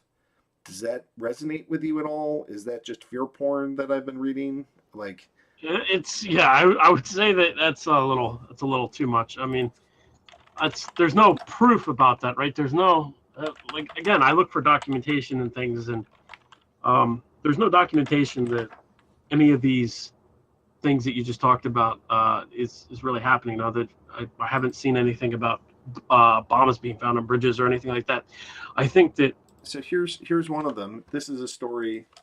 I'm not reading this story because I don't remember where I actually heard about this, but Berlin to excavate World War II bomb, airspace unaffected. I mean, things like that, when I hear that there's a bomb in Berlin that they're pulling out, like that to me is somewhat verification that this is an 1,100-pound bomb near Berlin's central train station. So maybe it's just some bomb that happened to get dropped and for whatever reason was there 70 years ago, or maybe that's a giant bomb that has been sort of like blackmail against any leader looking to make change. They say, you make change and we'll go blow a hole in the Berlin train and kill thousands of people. Yeah, I think that goes into the speculation realm. That's something I don't really. You don't play in that category. No, I try to go for the documentation, because there's so much documentation of real events that are going on and everything, that we don't really need these speculatory what do you use the word, conspiracy? No, I mean, it's conspiracy theory. I'm okay with that. I just hate the word, because of the fact that the word conspiracy theory, it originates from the CIA, and conspiracy theorist originates from the CIA. It was during the Warren Commission. But, I hate that word. But in a sense, I mean, let me say this. There's so much real news and documentation that you can find and sort and cite, right? That I just don't waste my time with speculation, because I guess there's just so much going on, right? Well, that's part of what makes me so angry, is that there is so much of this out there. Like, look, I'm a dude. I'm just some schmuck that spends 6 to 8 hours doing this. Yeah. And I'm able to go dig up all this stuff. I have no law background. I'm not like I'm not an attorney. I'm not a police force. I'm not an FBI task force. And yet me and some of my Kekistani friends can go dig this shit up in a couple hours to go make links between, here are all these assholes that are involved in pedogate or pedophilia or human trafficking or whatever. Like, it's not that hard to figure out. And so to some extent, it doesn't even matter to me what documents are out there. The question to me is, how come there's so much of this shit out there, and yet until Trump got elected, things like Backpage, fucking Obama gave the guy that was running Backpage a medal, and Trump comes along and actually takes it down. So why the Delta? How come for so many years we've had no changes? It doesn't matter who's elected, the foreign policy stays the same, and how come there's no accountability? I mean, I start looking for answers to that, because I could go dig up documents all day and it's not going to. Well, it's crazy. Shit. I'll tell you, it's crazy that Backpage was actually around for as much as it was, because the name itself, Backpage, what is that like? It even sounds dirty. It just screams prostitution, right? Yeah. So, And that's what the website itself was just used for, right? So you would think that the feds would have went after it a long time ago. Why didn't they? Yeah. And that's why I get into conspiracy theory of like the information is here. Like you don't even have to dig that hard for it. You just have to be willing to spend an afternoon Well, and you I'll can find say it.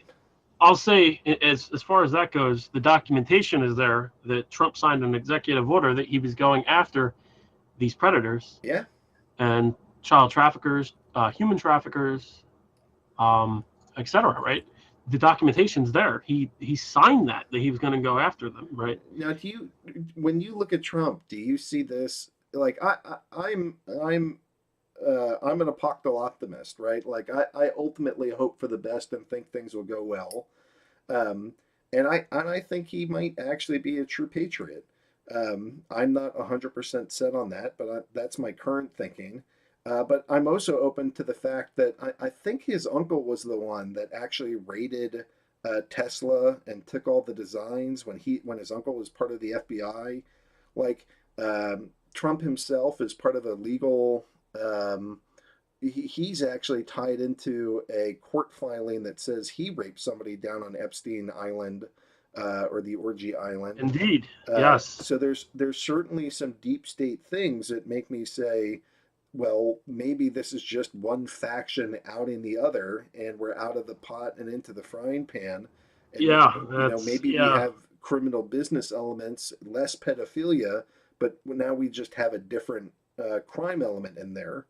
And I'm open to that. That's not my leading theory, but I certainly keep that door way the fuck wide open because I'm nervous that basically anybody that assumes the presidency is not necessarily a real patriot fighting for the American people. Maybe maybe JFK was, but even still, I worry that JFK family got rich from bootlegging. Like that's a mob that they themselves were like a criminal element. That's a lot. That's the thing that a lot of people need to realize. It's that it's Trump. Trump is dirty too. Trump is very dirty. You can look into him and actually see this yourself, or you can just blindly believe that Trump is the savior.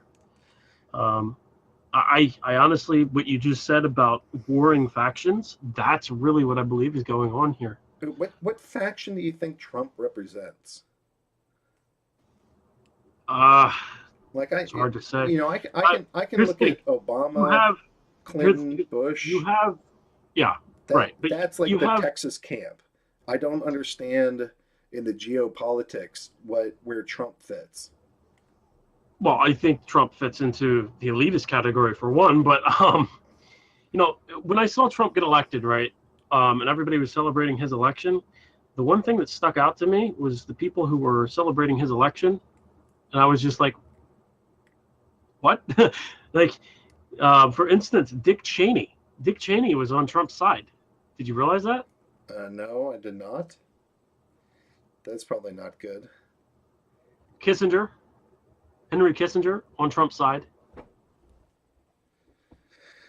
Not another name I would want anybody associated with any kind of power. Right. Well, that's the thing. When Trump was elected into office, one of the first people that he talked to was actually Henry Kissinger on foreign policy. And I'm just like, why would you talk to him on foreign policy? He's destroyed nations for the past couple of years. He's been compliant in destroying several nations. Why do you care what he thinks? I thought you were anti-war. You go back and you go back and you look at Trump's tweets from before he was president and compare it to Syria. Don't go into Syria. Don't go into Syria. Why did we go into Iraq? Why did we go into Iraq? This is all about poll numbers. This is stupid. Don't do it. Right. Yeah. Well, that's the thing. You look at Trump's tweets from before he was president, and you look at the things that he's doing now, and they contradict each other. Well, again, I'm still holding some amount of hope, maybe naively, that the attack in Syria was actually an attack on the deep state, but maybe it really was an attack on the sovereign nation. I mean, some of what I mean, either way, it was an attack on the sovereign nation because that wasn't the only place that got bombed, right? But in regards to this chemical plant and everything you said about the board of directors and blah blah blah, I'm not sure. I haven't looked into any of that information. I mean, I would like if you sent me the information so I can actually look into it myself and see if it's legitimate or if it's just somebody who made up this information and is just tricking the whole internet. That's the thing. That's the problem. Here's the problem. That the Pakistanis are a bunch of ass clowns.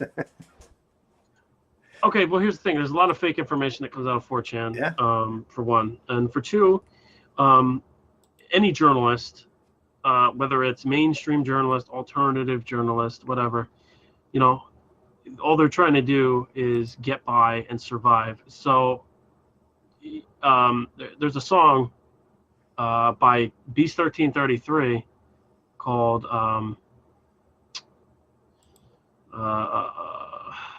what's it called? I can't remember what it's called. I'll find it. But give me a second. But the point being is that you need to listen. In the song, he says that you need to research and look into what's being said and who's saying it, and if there's any type of benefit for that person. Because in this world, most people, they do things that only benefit themselves. Yeah. Very Very few people are selfless and will do things for the betterment of other people. So, yeah, it's the problem with journalism right now is that there's a lot of fake journalism. There's a lot of people claiming to have sources and they don't have sources. There's a lot of just different things that are going on. You know, you see these anonymous sources and everything. If a source wants to be anonymous, for me, they need to give me documentation. You know, I don't just put out information. Sources, yeah. Yeah. Right. Yeah, right. I want documentation that I can show to people, some form of documentation, right? If you're telling me information, great. You know, I'll keep you anonymous if you give me documentation to what you're stating, and I can cite it, and I can show the people what you're trying to say. Yeah, but, you know, at the same time, like, I'm going to come to you and ask you for documentation on 9/11, and you could go hand me the 9/11 Commission report. Or I could hand you all the leaked documents that I got years ago on 9/11. Well, no, they're not really leaked documents. They're documentation that proves that the government kind of had foreknowledge of 9/11. If you want to go into 9/11, honestly, for 9/11, the biggest things for me is the destruction of the World Trade Center 7. Yep. It was a federal building, Yep. and the missile that hit the Pentagon. And it was a missile that hit the Pentagon. Yeah, and what about Flight 93, where it's a plane crash that leaves no plane? Is that the plane that supposedly hit the Pentagon, or is it the plane that crashed in Shanksville? Well, both of them have issues with. I'm mostly citing the thing in Shanksville where there's a giant hole in the ground and no plane. But I also think the Pentagon. When you look at pictures of the Pentagon, there was a emergency crew that was there immediately after the blast, within like 5 minutes, and there's no fucking plane there.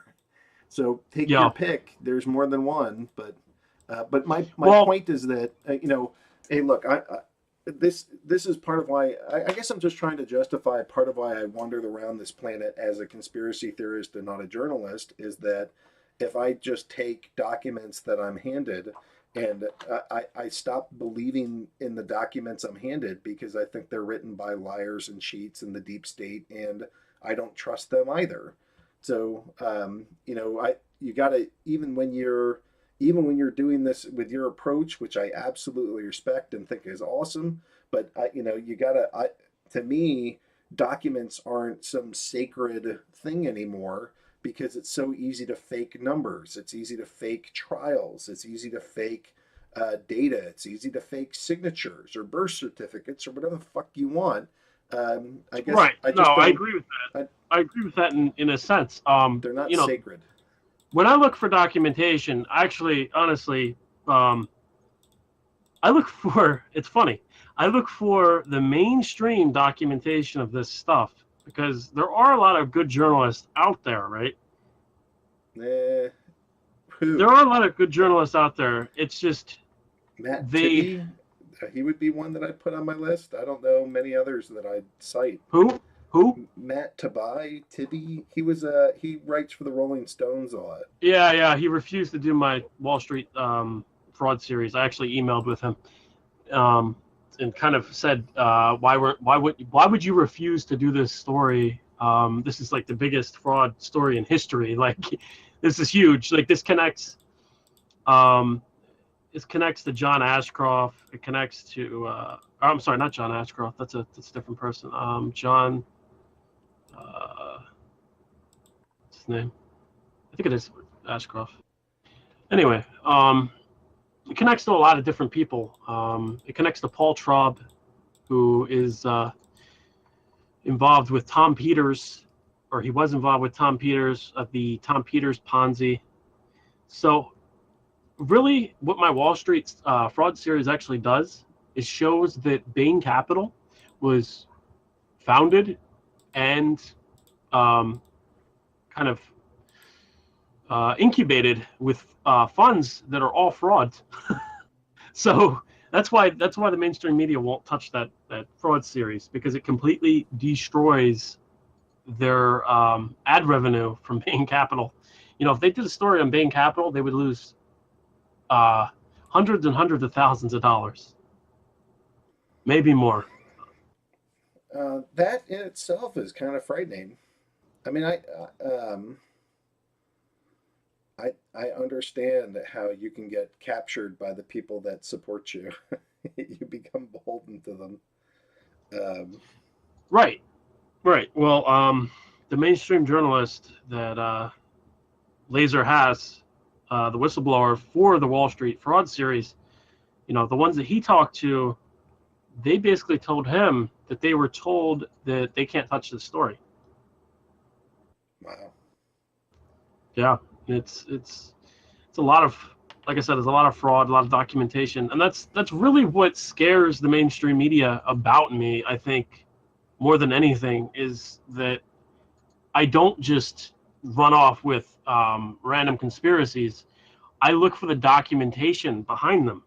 So if there's documentation behind it, you know, I'll write something about it. For instance, the JFK assassination, I proved unequivocally that there was multiple shooters within JFK's assassination. I did so unequivocally. I mean, I believe it. How do you say without a doubt this is what happened? Okay, there's several witnesses from back then, and there was actually a court case where it found that the CIA was responsible for JFK's assassination. The jury did. The jury found that the CIA was responsible for it. There's the Raleigh call that happened where Oswald was actually called in prison before he's killed. So he was called in prison by a PSYOPs officer. I can't remember the name off the top of my head who called him, but you can look it up. You can look into my article on it. It's on Steam. It's on activistpoets.com. Just search JFK. You'll find it. But yeah, this is before Trump released all the documents, and he didn't even release everything they have on everything. But yeah, it's pretty easy to prove different things when you actually have the research background to look into things. For instance, I just recently wrote an article on mind control, and I showed how the CIA and the OSI and the military intelligence, they've been looking into mind control since the 50s, maybe even before. But one of the operations that I was tipped off on that I had no idea even existed until somebody tipped me off on it, it's called Project Moonstruck. And this project was a mind control project that happened in 1953 shortly after World War Three, World War Two. Hasn't happened yet, or at Yeah. least we might be in it, but it's not. A team Shortly fighting after it. World War II, and the Project Paperclip bringing all the Nazi scientists over to America, that's the link I had no idea even existed. I was like, wow.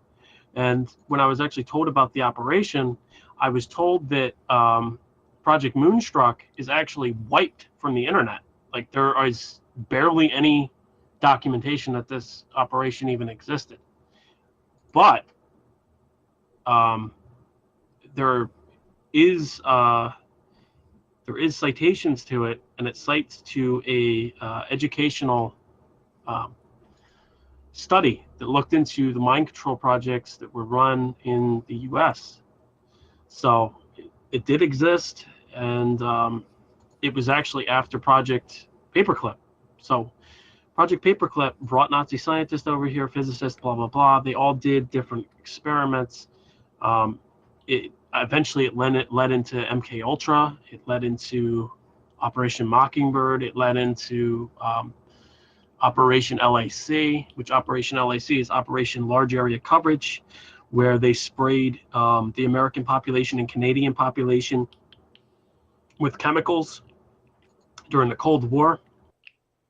So, you see that link for Project Moonstruck, and you see that, this is proof that the experiments that were in Nazi Germany, which were also mind control experiments, cloning experiments, they did a lot of fucked up shit in Nazi Germany.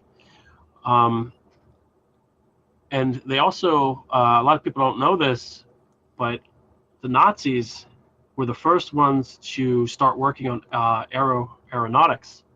So I was wondering if you were going to go hop into secret space program, if you're a believer of that or not.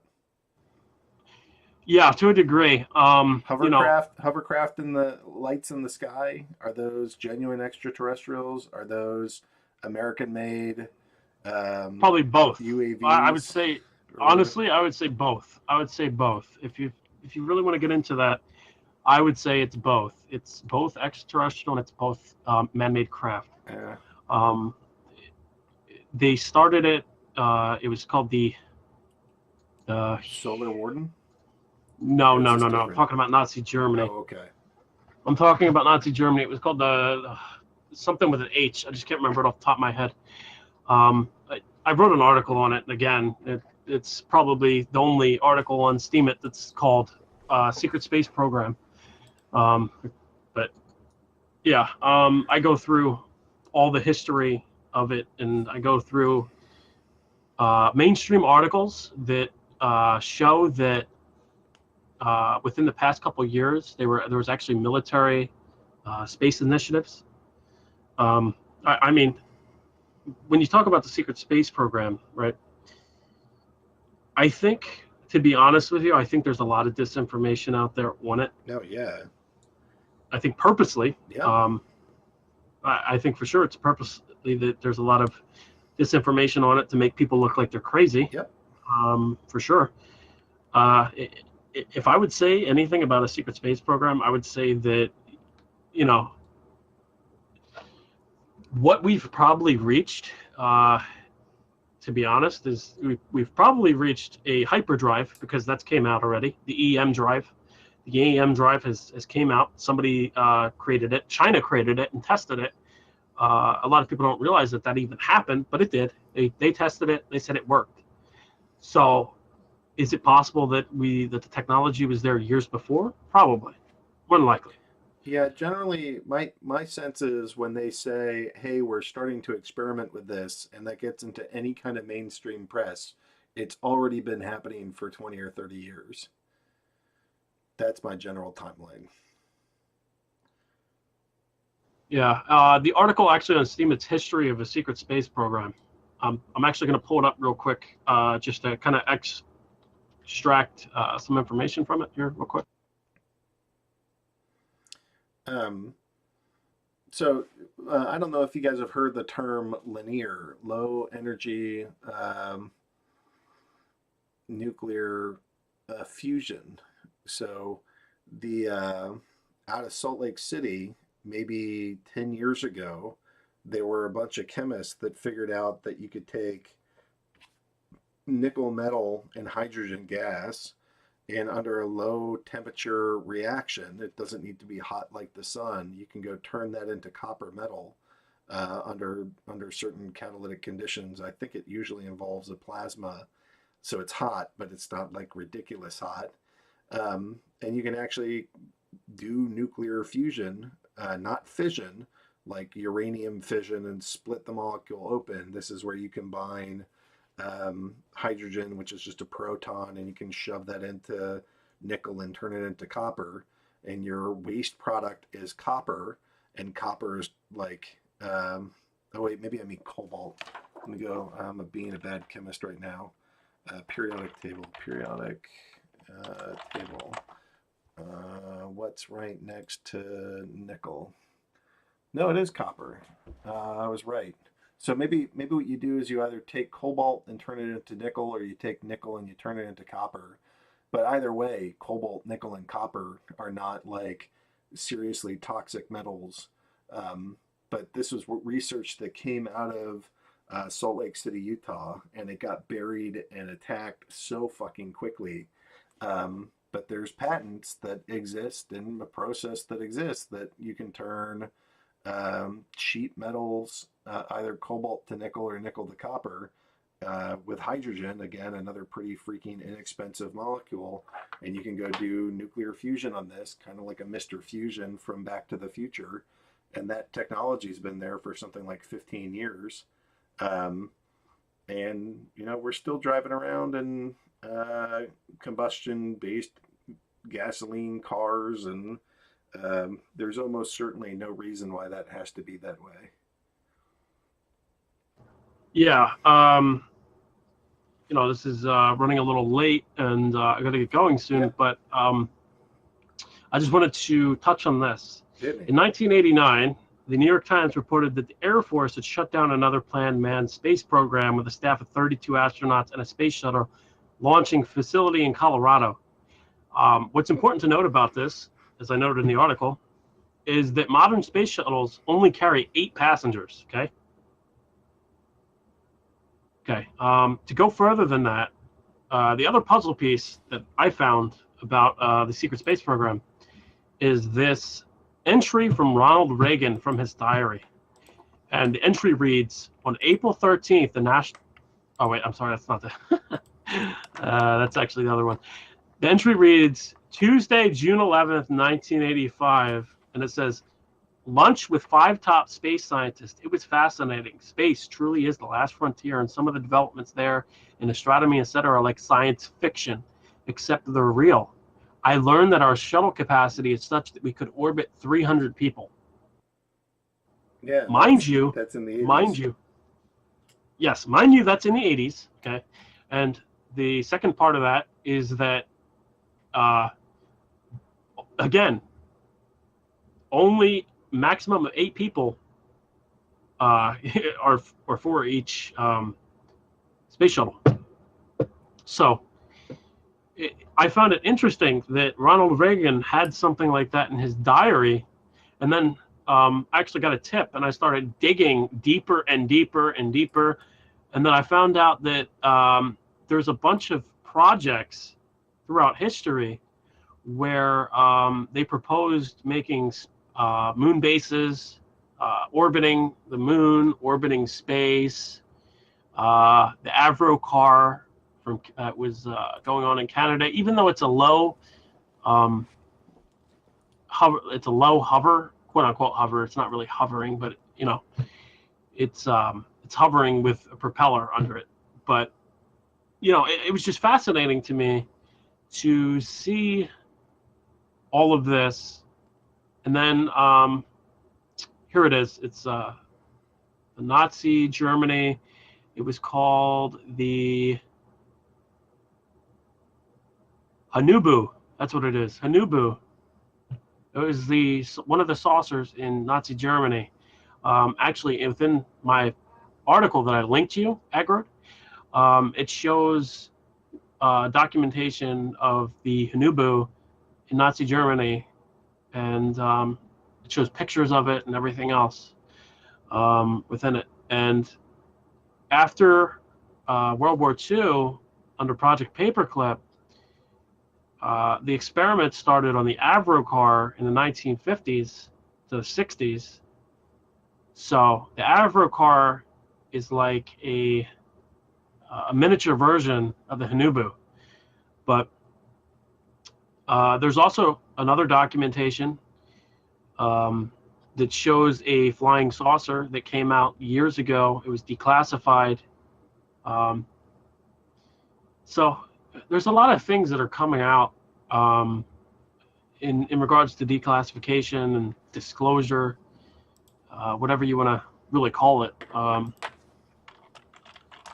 It's just a matter of connecting the dots, of seeing all these different things that have happened throughout history. And I mean, luckily for my case, I've been blessed with an incredible research ability that I don't know. I use Google Dorks, and I use all types of different ways to search and dig up documents and stuff like that. I mean, most of the stuff I know exists. I've researched for years. I've been researching probably for, I'm going to say like 15 years plus, but yeah, it's a lot of information to take in, and it's when people read, try to tell a story is hard as hell. You know. Yes. Putting the grand scheme of this thing into even a 2-hour time slot is borderline impossible. Yeah. Well, again, you know, it's what readers of my work are kind of accustomed to. They're accustomed to being overflowed with information. I ran a blog years ago. It was probably a lot a lot worse. Yeah. A lot worse than what I have right now. You know, I'm a much better writer. You know, practice comes with time. But all of my readers and everybody who reads my work, they're accustomed to being overflowed with information, cited information. They know that, you know, I'm going to cite something if I'm going to say it. I'm not just going to say something and not cite it, which is really something that really pisses me off about mainstream news and other alternative journalists. They don't cite their claims. They just claim something and then don't cite the claim. So you can't look into if it was actually said or if it's legitimate or not. You know, it's just lazy. And I admit to some of that laziness. Yeah, it's 12:15, guys. So I put a link into chat of "Are you not entertained?"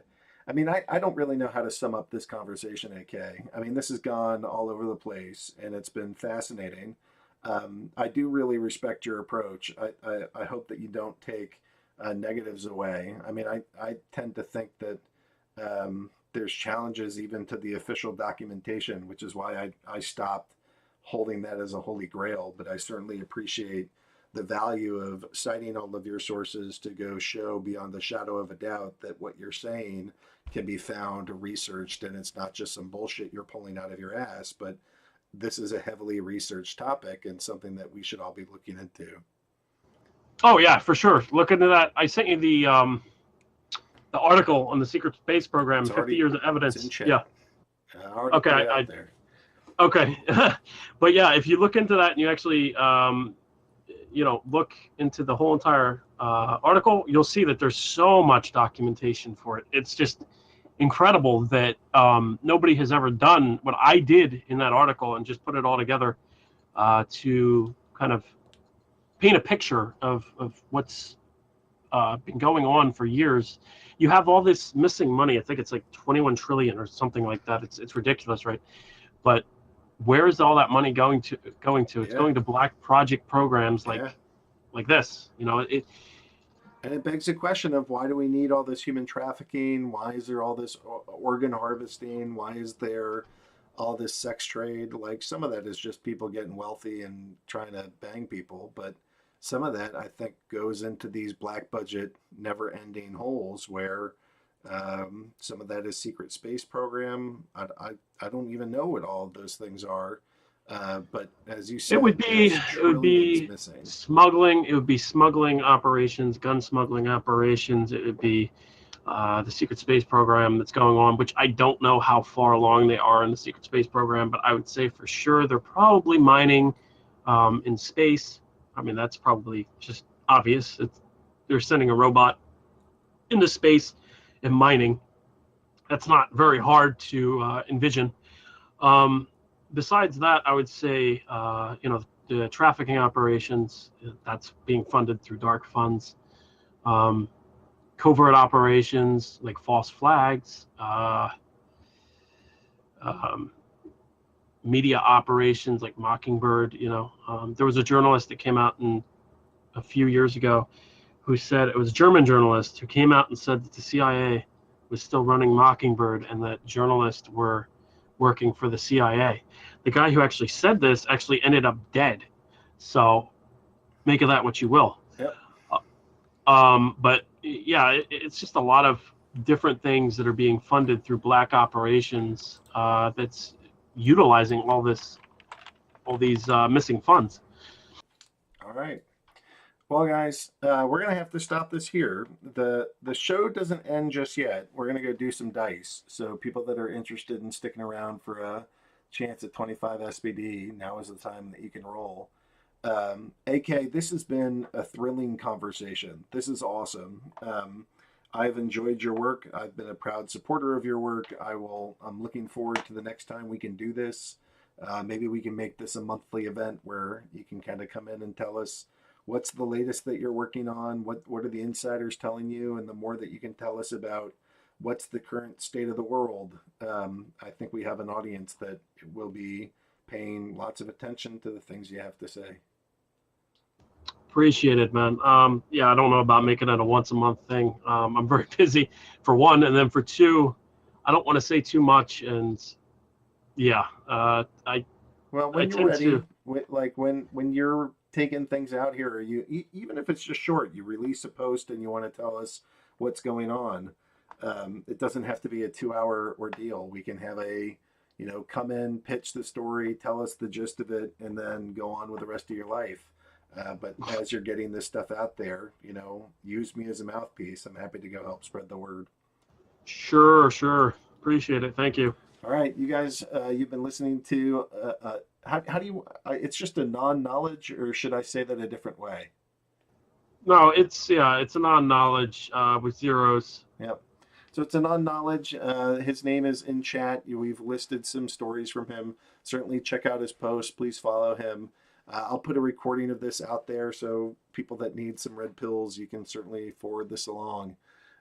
It's been fun. Thank you, AK, for your time. And whenever this happens next, and I do hope it happens next, I look forward to hearing the next saga that you unveil to the public.